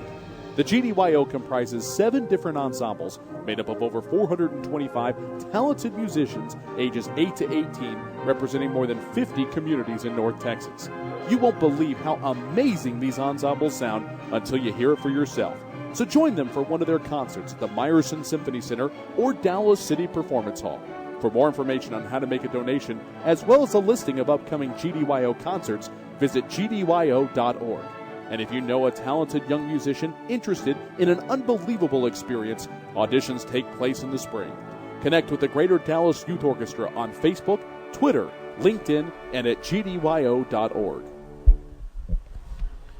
Flower Mound kicking off now after recapturing the lead 16-14, fielded by Cam Jones at the 18, coming to the 20 and up to the 25-yard line, where Keller will not have great field position and will be now trailing by 2, 75 yards away.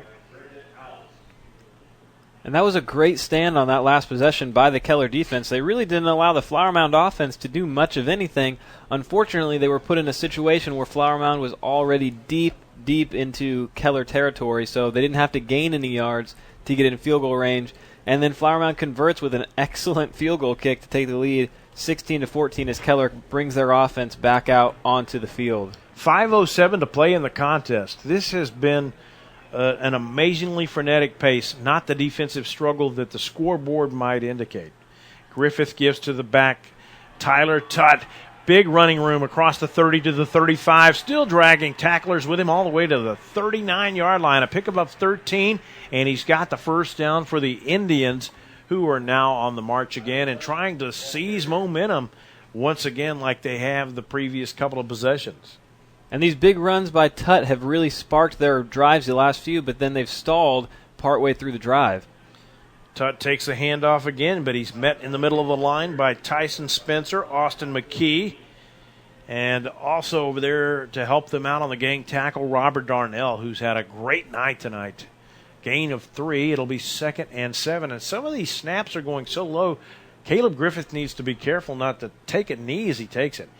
That's a head-high snap. He throws it complete to Miles Merity immediately, and they are waiting on Merity, about 4 or 5 Jaguars over there to gang tackle them, including Chandler Clatterball. We hadn't called his name a lot, but he has been in on some gang tackles. Aaron Natchez, who's going to take a break on this play, too, and several other Jaguars. 4:02 and counting here in the fourth quarter. Griffith in the shotgun, scans the field, throws near side, caught by Merity. Jumped at the 48 in Jaguar territory by Brandon Welch, but not before he picks up 11 on the play. Good for a first down for Keller inside Jaguar territory, inside 4 minutes to play. Trips to the right, one back set. Tyler Tutt, Merity split to the left. Head-high snap, they give to Tutt through the middle, and Tutt lowers his shoulder and just burrows his way into a pile. And he is dropped there by Colton Pennington, the junior defensive back, who's really kind of been cheating up as a linebacker tonight. And he's playing up closer to the line tonight. Yeah, he's been up in the box for the majority of the defensive snaps today. Griffith, quick toss again, the direction of Merity on the near side at the 42, but Merity only able to get a hand on it, and even if he caught it, he might have been out of bounds. That one just a little bit wide of Merity to make the quick grab, so it will bring up 3rd and 9. 3:21 to play. Big test here for the Jaguars. Can they stop Keller on this drive? And Keller's really like these outside comebacks and hitches. We'll see if they go back to one here. 5-step drop. Griffith sets in the pocket. Now he's being pressured. Races to the near side. Has the 45-40. Has the first down inside Jaguar territory at the 36. He's going to be awfully close. I think he got it by about a half a yard to a yard. Good step off there that time for the big signal caller, Caleb Griffith, who runs about 6'2", 210, and he was kind of lumbering down that sideline. But he did a great job getting to the outside corner, beat the defensive end of the outside, and was able to get the first down because of it. They give to Tutt on the delayed handoff. Tutt breaking tackles. Jaguar defenders look kind of tired there. Blake Winters kind of finally pulls him down after a gain of about 11. But a couple of guys had chances to stop him earlier. And Tutt's got plenty of energy left, broke through a few guys right there to continue driving down the field, and Tutt's played a great game tonight and is continuing it here in the fourth quarter.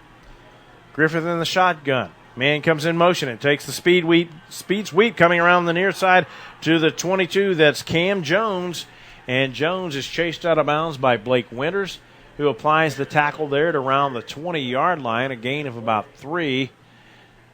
I don't know if it was such a slow developing play, but Flower Mound kind of had that one figured out. They saw the wing coming in motion and knew right away it was probably going to be an end around or a speed sweep. And at the very least, here on second down, Keller is easily in field goal range, as they've hit 2 field goals tonight, and a field goal here would give them a 1-point lead, so they just don't want to lose any yardage from here on out. They give to Tutt, hit as he crosses the line of scrimmage at the 20 to the 19-yard line. Good defense that time by the Jaguar front 7. Tyson Spencer, the linebacker, up to make the stop there. Clock is nearing the 2.5-minute mark. It is 3rd and 6 now for Keller, and Keller trailing by 2. And here on third down, a little bit long with 6 yards to go, Merity's been a key target for them throughout the game.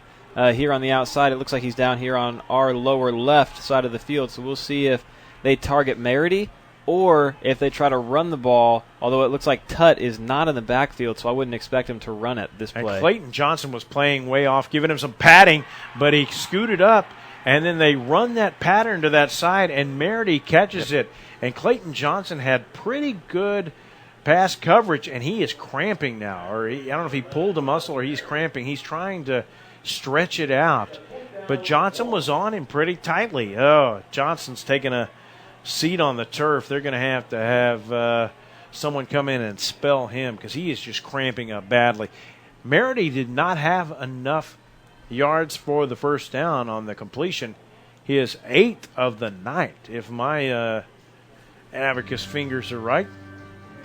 And Merity, like we said, he's been a key target, and a lot of his catches have been on plays just like that.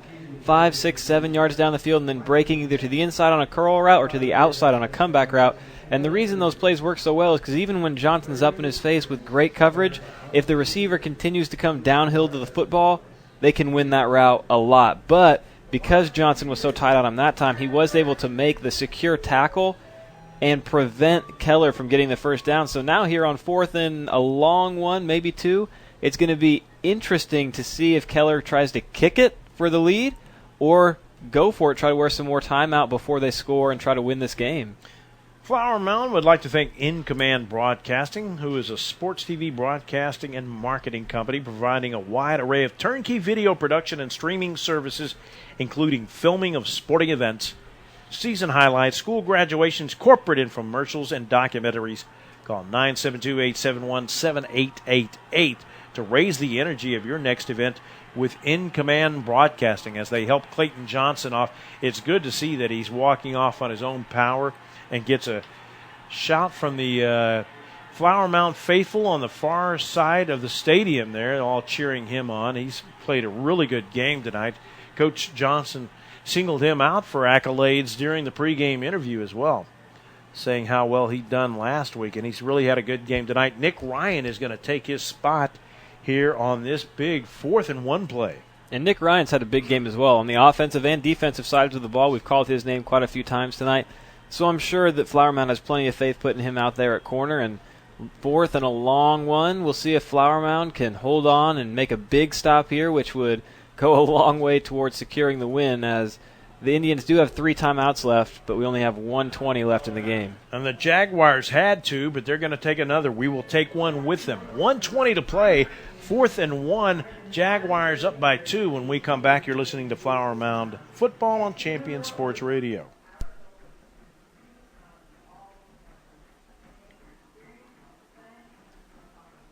Football fans, with the Raising Cane's tailgate on the table, this meal is going into overtime. The first overall pick for any game comes piled high with hot, fresh, never-ever frozen chicken fingers and totally dippable cane sauce. So let's hear the stats. That's 100 chicken fingers, 100% premium, and 100% delicious. And with cold, refreshing jugs of lemonade and sweet tea also coming straight out of Raising Cane's, well, let's just say that's a full roster of flavor. Raising Cane's, one love. Stay up on all the latest news about the teams you care about and know when your favorite games are on the air thanks to Champion Sports Radio social media.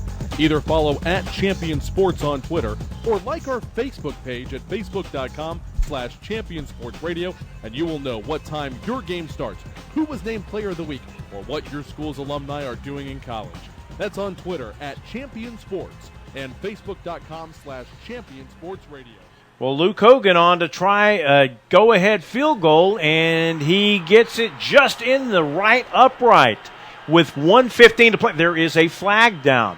Is this a running into the kicker penalty? Is it a roughing penalty? Is it an illegal procedure penalty on Keller? We're not sure yet. There is some flag down, maybe offsides on Flower Mound. But if the penalty is against Keller, this would have to be re-kicked. The official doesn't signal now he does. He said it's a personal foul on Flower Mound. He doesn't specify how. So with 1:15 to play, Keller has taken a 1-point lead over Flower Mound, 17-16. We'll take a break and come back in a moment with more Champion Sports football radio presentation of Jaguar football. Championship social media.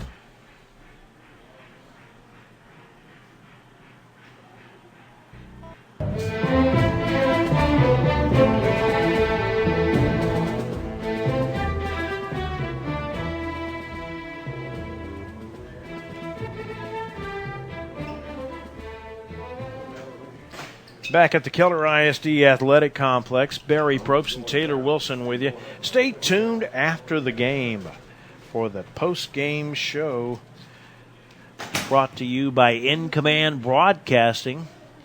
And we'll get you up to speed on all the stats in this one that's been a wild game tonight. It's not really had the flavor or feel of a 17-16 game. It's felt like more like a 34-33 type game. But nonetheless, Keller has regained the lead with the third field goal of the night tonight by Luke Hogan. You would think 17-16. The guys kicked 3 field goals, but yes, there was a safety in there and a touchdown and a failed 2-point conversion. Yeah, and there's not many high school games you go to when you see such great kicking. I mean, we've seen some great kicking from both teams tonight. 3 field goals by Keller, a field goal by Flower Mound. A lot of great kicks by these guys, sneaking them inside the uprights. And that one, not just a great kick, but under a lot of pressure. Less than 2 minutes left in the game. It wasn't a gimme kick. It was a little bit long. And put it right down the middle to give the Indians the lead here with just 1 minute and 15 seconds left. That's a clutch kick by that young kicker. 28-yard kick there by Luke Hogan, who's got it teed up at the Jaguar 45 after the personal foul penalty. He is going to kick this one out of the end zone. Or actually, it's going to be fielded about 9 yards deep by Nick Ryan back there. But they will take it at the 25-yard. Devin Coleman, fielding it back there. And they will get it at the 25-yard line. 1st and 10 to go. Now, they have had some drives of 78, 75. And right before halftime, they had 49 seconds left, 75 yards away. And they connected and made a touchdown. We thought, well, they might have to settle for a field goal, and they got a TD out of it. The difference in this game, because they could get it down there again and kick another field goal. We saw Richard Kelly kick a field goal a little while ago, about a 42-yarder. And it looks like we have Logan Davis back here at quarterback after seeing Bradford for the last couple series. 1:15 to play. Flower Mound trailing by 1. Quick hitch pass near sideline, and Brendan Alves can't come up with it. It's kind of hot for him, and he had it go off his mitts a little bit, and it was incomplete. It'll bring up 2nd and 10, 1:12 to play. And we saw Flower Mound in a similar situation to this last week when they were down by 7, had the ball with under a minute to go, and they moved the ball quite a ways down the field, then called a wheel route to Ryan Denny, just out of his reach, would have put them down on like the 10-yard line. So they had a great drive last week in a similar situation, so they are more than capable of winning this football game with a drive to set up either a game-winning field goal or a touchdown, because we've seen it in this game with 75-yard drives and last week near the end of the game where they at least put themselves in position to try to win the game. Quentin Morris has joined the receiving corps out there. It is a 5-receiver set, and Clayton Johnston has rubbed out the cramps. I guess he is back out there, too, in the slot on the left. And Freddie Jackson, who had a touchdown earlier, wide to the left. And Logan Davis going his way on the go pattern. And it is going to be intercepted, I believe, just inside Keller territory. at the 46-yard line. They were going on a go pattern down the sideline for Freddie Jackson. And actually, are they going to rule it incomplete? They are. The Flower Mound offense is still on the field. That brings up 3rd and 10. Looked like the defender back there Cam Johnson, not Cam Johnson, but rather Landon Rowlett had made a great play and picked the ball. Yeah, it may have been that the Flower Mound offensive player came back and poked it out as they were going to the ground. Started playing defense. 3rd and 10. Logan Davis in the shotgun. No backs with him. Looking left. Long time. He's got a man, Jackson. Caught at the 45 in stride. Cuts back inside to the 50, 45, 40. Great catch and move on the far side over there by, Clayton Johnson making the grab, not Freddie Jackson, I think. What a play there by Clayton Johnson, and a great throw by Logan Davis on that wheel route. That is an amazing play there under some pressure. Runs the wheel route, gets behind the defense as the defense comes up and bites on the shorter route. Logan Davis hit him right there in stride. He shook a defender and gained about 10 more yards after the catch. Great job by the quarterback-receiver duo. The Flower Mound Jaguars are on Champion Sports Radio, of course, and this broadcast of the Louisville Independent School District is sponsored by Raising Cane's Chicken. Jaguar Nation, Loopy at Raising Cane's loves Flower Mound and Jaguar football. So come see him at his locations on either Main Street in Louisville or on 407 in Flower Mound. Tailgate like a champion with Raising Cane's Chicken. And Shockbox.com, DFW.com. Be warned instantly when a player has experienced a head impact that could result in a concussion. Visit ShockboxDFW.com today. And also by Rapid Med Urgent Care in Highland Village, a family-owned and operated business that delivers the best, most convenient medical care. You can sign in and find more information at rapid.com. Here we go, 1st and 10 in Keller Indian territory at the 39-yard line.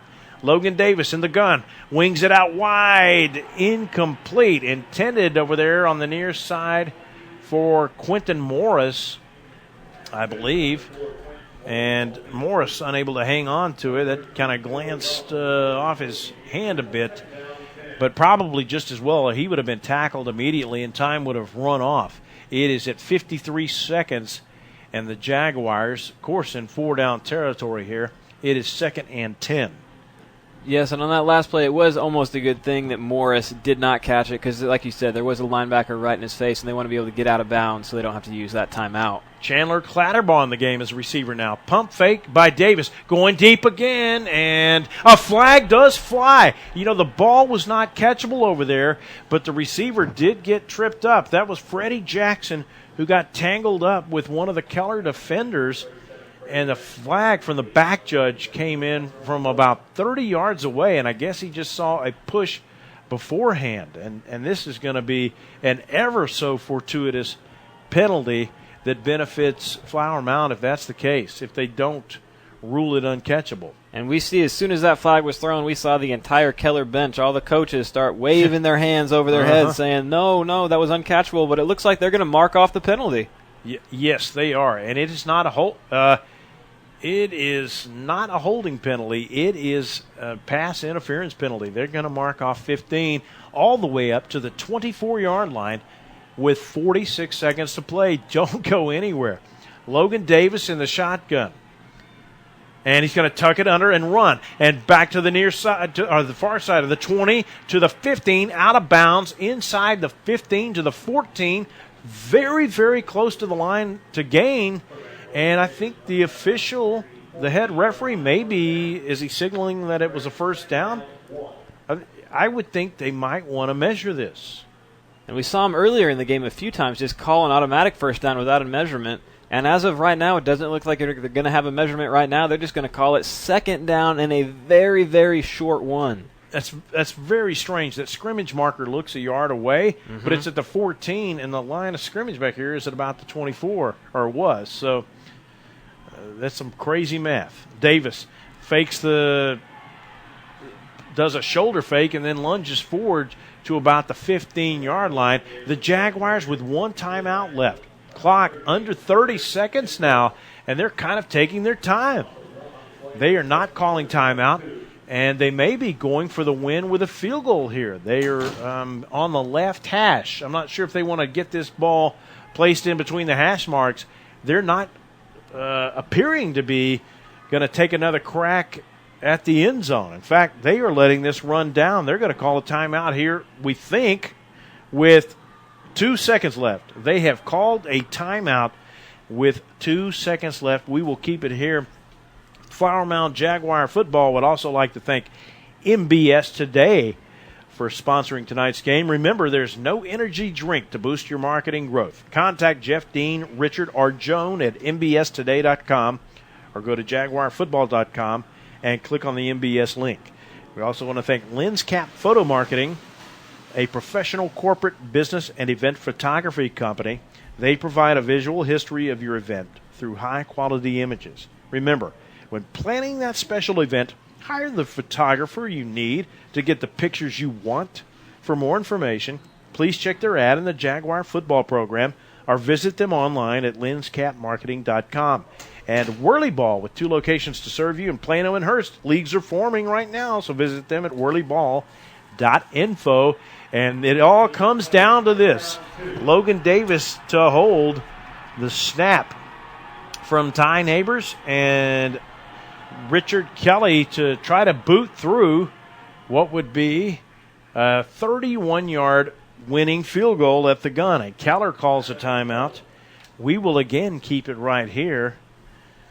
We also want to thank In Command Broadcasting, a sports TV broadcasting and marketing company, for bringing you Jaguar football tonight on Champion Sports Radio. Call them at 972-851-7888 or online at incommandbroadcasting.com.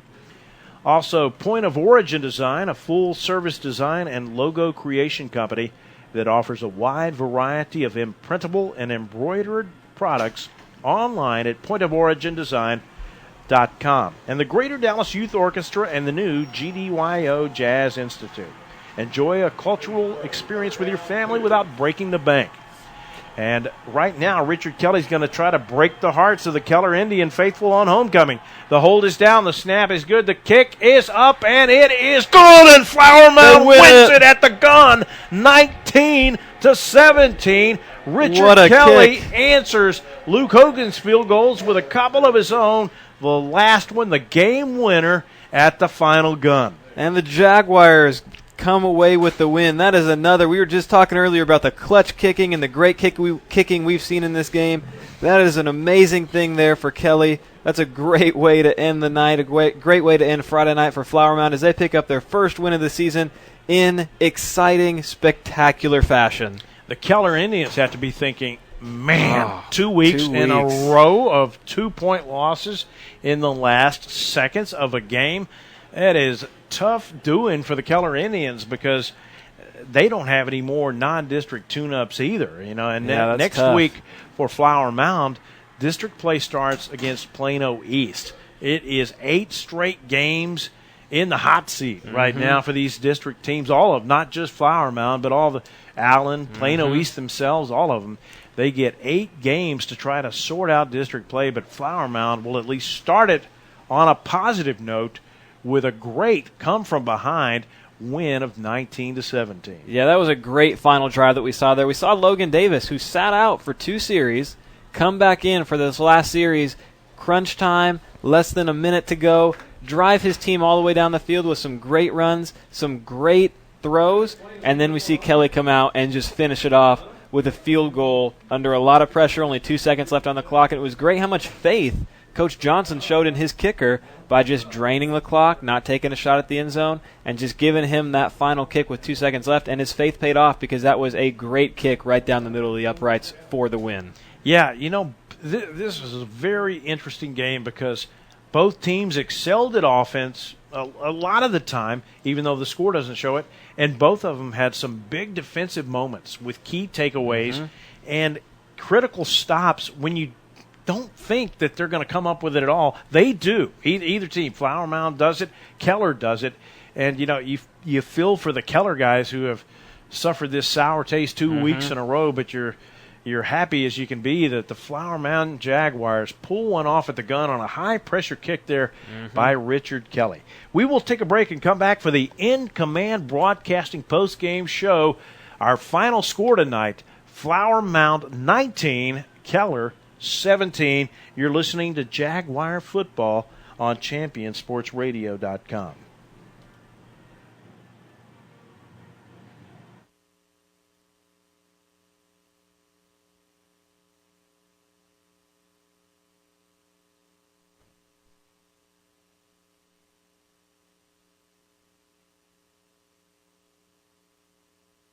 Grilling to the amateurs and score the matchup of the century. Raising Cane's tailgates with jugs of lemonade and sweet tea. Cane's tailgates get your appetite in the game with hot, fresh, never-ever-frozen chicken fingers and totally dippable cane sauce. They're fresh as a rookie, seasoned like a pro, and an automatic first down at any tailgate party. So when it's time for the big game, pick up some tailgates and jugs of lemonade and sweet tea. Now that's what I call a huddle. Raising Cane's, one love. Stay up on all the latest news about the teams you care about and know when your favorite games are on the air thanks to Champion Sports Radio social media. Either follow @Champion Sports on Twitter or like our Facebook page at facebook.com/ChampionSportsRadio, and you will know what time your game starts, who was named Player of the Week, or what your school's alumni are doing in college. That's on Twitter @Champion Sports and facebook.com/ChampionSportsRadio. Your home for championship social media.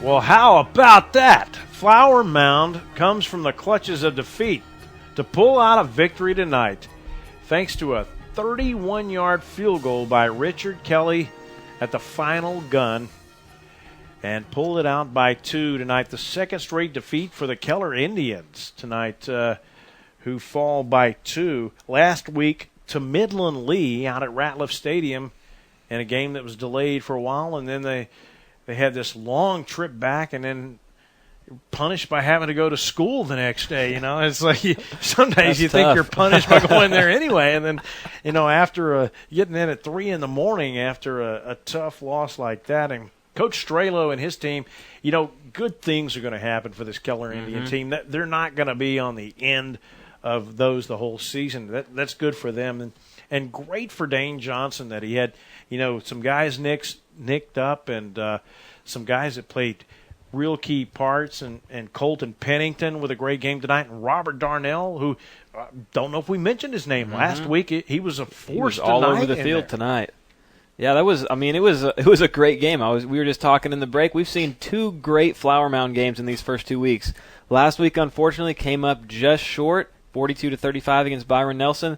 This week, again, same situation. Logan Davis and the offense take over with around a minute to go. This time they're able to move the ball down the field, put Ryan Kelly in a position to win it with that 32-yard field goal. And it's just exciting for the Jaguars as they head into district play that they could head in with such an exhilarating, momentum-building win. Yeah, you know, and he had a lot of injuries last year, and he had to shuffle some receivers back to quarterback because of his injuries. And he said in his last pregame interview in the game against Byron Nelson last week, you know, when you're trying to build a program and you're getting it going or you're restarting from a philosophy change, it takes a while, and he's got some seniors that have bought in, and they're doing really well, and, you know, great attitude and practicing well and doing what the coaches ask and applying it on the field. And I saw this team a couple of times last year, and they are worlds apart defensively from where they were last year. They are playing some really good defense. Sometimes they give up some big gains, but they don't break. They may bend a little, but they're keeping it in check. And even though, you know, a 42-point performance last week to a 17-point performance by the defense this week, you know, like Coach Strelo of Keller said, you know, Courtney Miles, Flower Mound faced him last week. You're not going to see a guy like that. Coach Johnson, on the other hand, in his pregame interview, disagreed. He said, I think we're going to see a great back every week, you know. Now, Tyler Tutt was kind of maybe blue hot and cold, if you will, like around his carries, where Courtney Miles was all hot, except for the one series where he sat out and the other one where he inexplicably looked ineffective. But then he was dynamite the rest of the game. And tonight, Tyler Tutt was a combination of dynamite and not so dynamite, you know, throughout. And what really stood out to me in this game tonight was the Flower Mound defense, and it's because what you were saying earlier, they would give up some big gains, and then they would buckle down and they would shut down the offense. And I think that's a sign of a mentally tough team, and I think Coach Johnson would agree, because a lot of times you see teams, and once they give up a big play or two big plays, they kind of fold. Fold the tent and check it in. And then you see 2 or 3 plays later, they're in the end zone, and then sometimes that affects just that drive and sometimes the rest of the game. But this Flower Mound defense is a mentally tough defense. They got put in some tough situations with some turnovers and some different situations, but they came through, and in that first half they gave up 8 points, but 2 of those were on the safety, and the other 2 were field goals where Keller took over already in Flower Mound territory. So I think that's what I come away with this game most impressed with, is the mental toughness of those defenders led by, tonight, Darnell, the middle linebacker, on the defensive side. It was just a great performance overall, and then Logan Davis on offense really impressed me with his toughness and his ability to run the ball and stick with it, even though he kept getting hit for no gain, 2-yard gain. Eventually he broke out, and then he was able to lead them on that final drive after sitting out for 2 drives. I mean, that's an impressive in and of itself, of sitting out for 2 drives, maybe getting a little bit cold, then coming in with a minute left in the game and driving your team 60 yards down the field for a game-winning field goal. We will take a break and come back in a moment with more of the In Command Broadcasting post-game show here on Champion Sports Radio. Point of Origin Design is your one-stop shop for all your apparel, promotional, event, or team uniform needs. Point of Origin Design is a full-service design and logo creation company that offers a wide variety of imprintable and embroidered products. With competitive pricing and quality work, you can't go wrong with Point of Origin Design. It's always best to start at the right point, so visit them online at pointoforigindesign.com. Let them help you plan your next promotional item or design your next t-shirt. That's online at pointoforigindesign.com.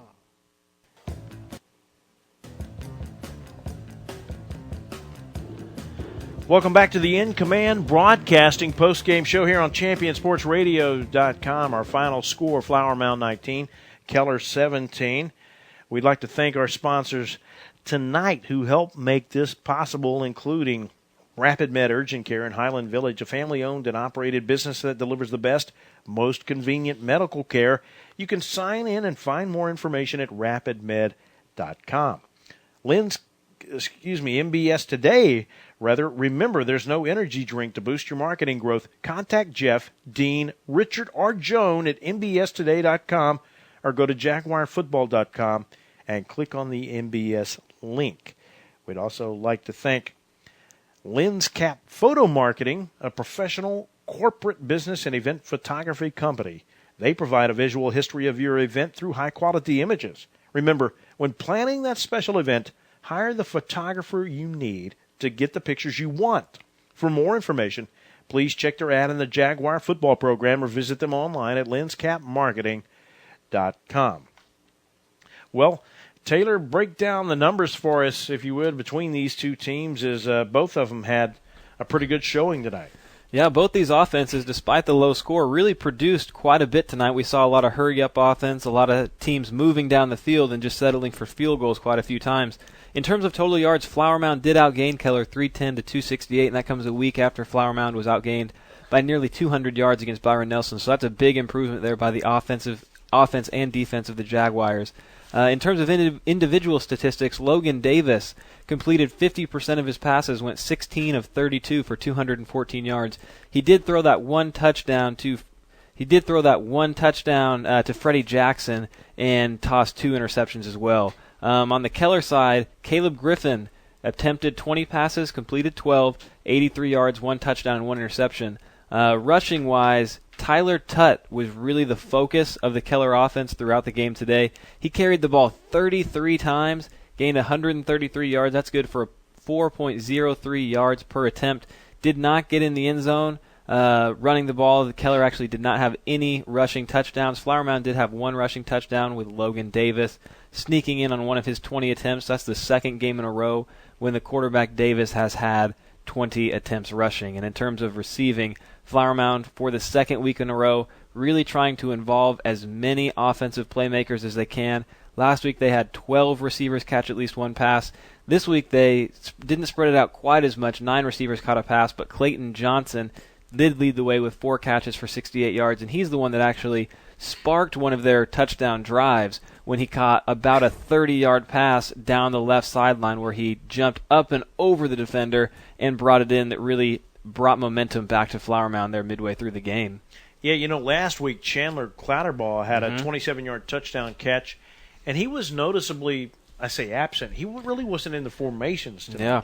I mean, Quentin Morris got in there and got some action, and Aaron Epping and Thomas Jeffries did it first, and then they kind of went out. I didn't see them back after that. Last week, Freddie Jackson had a 13-yard catch, but tonight he was really a go-to guy. He had the touchdown catch, and then he had a deep go pattern catch there. He was really involved in this, either blocking on the perimeter or, catches on the deep out patterns. Yeah, it was a little interesting how they switched from the focus last week to this week, going more to Freddie Jackson to Clayton Johnson. And then if we look at the Keller side, we heard one name over and over and over again tonight in terms of receiver, and that was Miles Merity. It seemed like they were targeting him all night long on those outside hook and comeback patterns, and he made a lot of great catches throughout the night, finished with 8 catches on the night. Keller only had 3 receivers catch a ball tonight, but Miles Merity really stood out to me as a player that really made a big difference for the Keller offense tonight. I think Merity may be their best route runner. I don't know if he has the best hands. He had a couple glance off. You thought he might. You thought, well, he made some more difficult catches than that. Why didn't he hang on to that one? But he's a really terrific route runner, and he had Clayton Johnson just, in his shirt over there on the sideline and still making the grab. I mean, the kid's a sensational young talent, and like I said, this Keller Indian team is not bereft of talent really at all. Not at all. They had some great performances tonight, and like what you said earlier, Tyler Tutt's another, and we called Tyler Tutt's name all the time, and we said during the game he was either feast or famine, but when he was feast, it was very impressive. I mean, he was gaining 7, 8, 9, 10, 12 yards on every carry, and he was explosive. He could make people miss, and we saw a few times where he ran through some people, so Tyler Tutt definitely has a bright season in front of him here with 8 games to go. And his totals again were what? He had 33 carries for 133 yards. Wow. So he was a workhorse tonight. 33 carries. That is a high number there for Tutt. Right at about 4 a carry. Which the irony, we never really saw him get a 4-yard gain. It was, like you said, it was either an 8-yard gain or a 3-yard loss. We didn't see many 4-yard gains. I can't remember one out of. Nope. And you would think out of 33 carries, you'd remember like a conventional yardage gain, right. But we didn't really see one. We saw long ones, and we saw no gain or a loss of yardage. It's kind of odd. We will take a break and come back in a moment and wrap up the In Command Broadcasting post-game show. You're listening to Jaguar Football on Champion Sports Radio.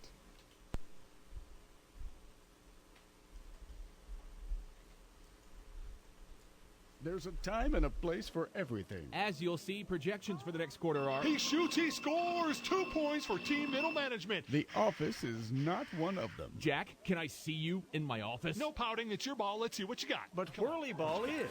For corporate events, team building, and private parties, Whirly Ball in Hearst and Plano is electric fun. Test your skills on the arcade games. Zip around in your Whirly Bug for a Whirly Ball competition. Or play the most affordable laser tag in the city. Learn more at whirlyball.info.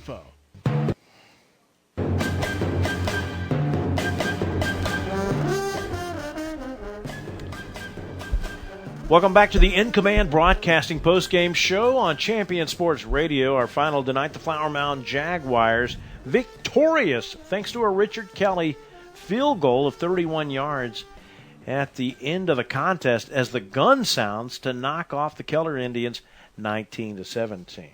Flower Mound would like to thank our sponsors for tonight's broadcast, making this possible. Strategic Direct Solutions is proud to be a senior-level sponsor of the Jaguars. SDS is a staffing partner that provides great talent to companies all across North America. Visit them on the web at sdsllc.com to learn more. Assure you have the best players in the best positions on your team. Contact SDS today. We'd also like to thank Rapid Med Urgent Care in Highland Village, a family-owned and operated business that delivers the best, most convenient medical care. You can sign in and find more information at rapidmed.com. And then we'd also like to thank MBS Today. Remember, there's no energy drink to boost your marketing growth. Contact Jeff, Dean, Richard, or Joan at mbstoday.com or go to jaguarfootball.com and click on the MBS link. Well, Taylor, a lot of contests involving 6A teams and other area teams around the area tonight in the Metroplex. Tell us, catch us up on some of those, if you would. Yeah, there was a lot of good games throughout the Metroplex tonight. One of the ones we talked about several times throughout the night was Dutch Fork from South Carolina coming down to face off against Allen. That one has not gone final yet. It is in the fourth quarter, but Allen is up 58-46, so a very high-scoring affair there between Allen and the state champions from South Carolina as we go into the fourth quarter. Also from 6A, Marcus. This one has gone final. Marcus took the win 39-17 over Arlington. And then Plano took on Irving MacArthur tonight. This game has also gone final. Plano victorious 34-20 over Irving MacArthur. Plano East took on Jesuit tonight, and Jesuit, who started off the season 0-1 last week, gets the win tonight over Plano East 42-35. And Plano West took on Satchke and took home the win. Another very high-scoring game. Plano West winning 63-49.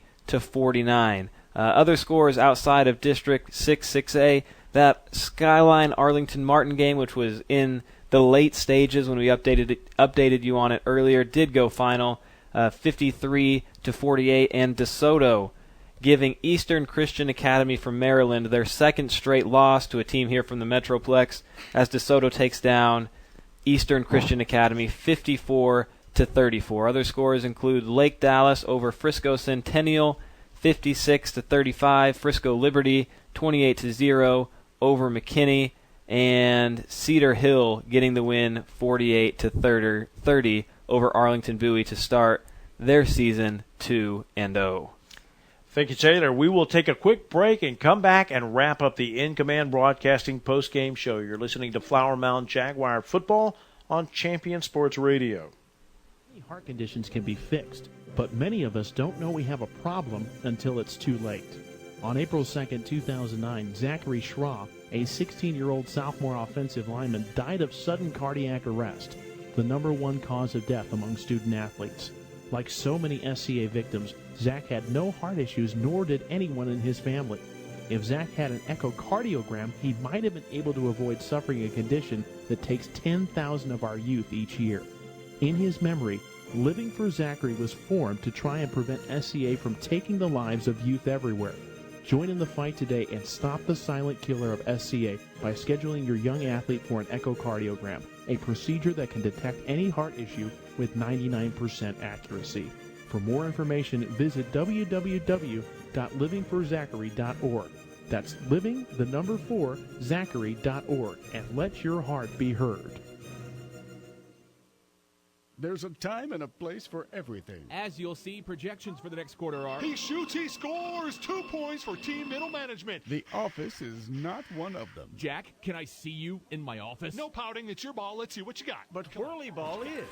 For corporate events, team building, and private parties, Whirly Ball in Hearst and Plano is electric fun. Test your skills on the arcade games. Zip around in your Whirly Bug for a Whirly Ball competition. Or play the most affordable laser tag in the city. Learn more at whirlyball.info.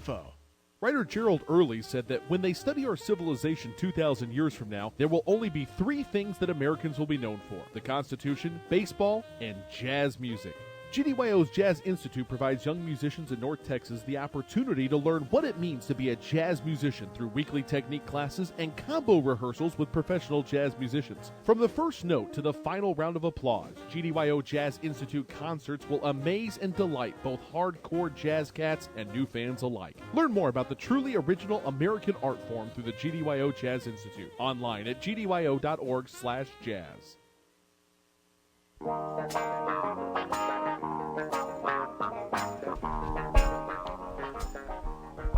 Well, back at Keller ISD Athletic Complex, where our final score tonight was Flower Mound 19, Keller 17. We want to thank all of you for listening on your desktops, laptops, iPhones, Androids, whatever you listen to. And thank you for tuning in tonight. And all of our sponsors, too, including Strategic Direct Solutions, Rapid Med Urgent Care, MBS Today, Whirly Ball, LensCap Photo Marketing, In Command Broadcasting. We want to thank Steve Swanson at Whirly Ball for sponsoring the broadcast. And remember, you can get your corporate events housed over there. And Steve and Barb Hill at Point of Origin Design, your one-stop shop for all your apparel, promotional, event, or team uniform needs. It's also sponsored in part by ShockboxDFW.com. Visit ShockboxDFW.com to learn more about the ShockBox Impact Alert Sensor and determine if it's the right option for your child. Be warned instantly when a player has experienced a head impact that could result in a concussion. Visit ShockBox.com today. And thanks to the Greater Dallas Youth Orchestra and GDYO Jazz Institute, check out gdyo.org to learn more about this amazing group, including when your next chance is to enjoy a cultural experience with your family without breaking the bank. Well, again, we want to thank everybody tonight, and tune in again next week, 7 o'clock, for the pregame show on ChampionSportsRadio.com, where Flower Mound will be at home hosting Plano East. So for Taylor Wilson, I'm Barry Probst saying good night from Flower Mound.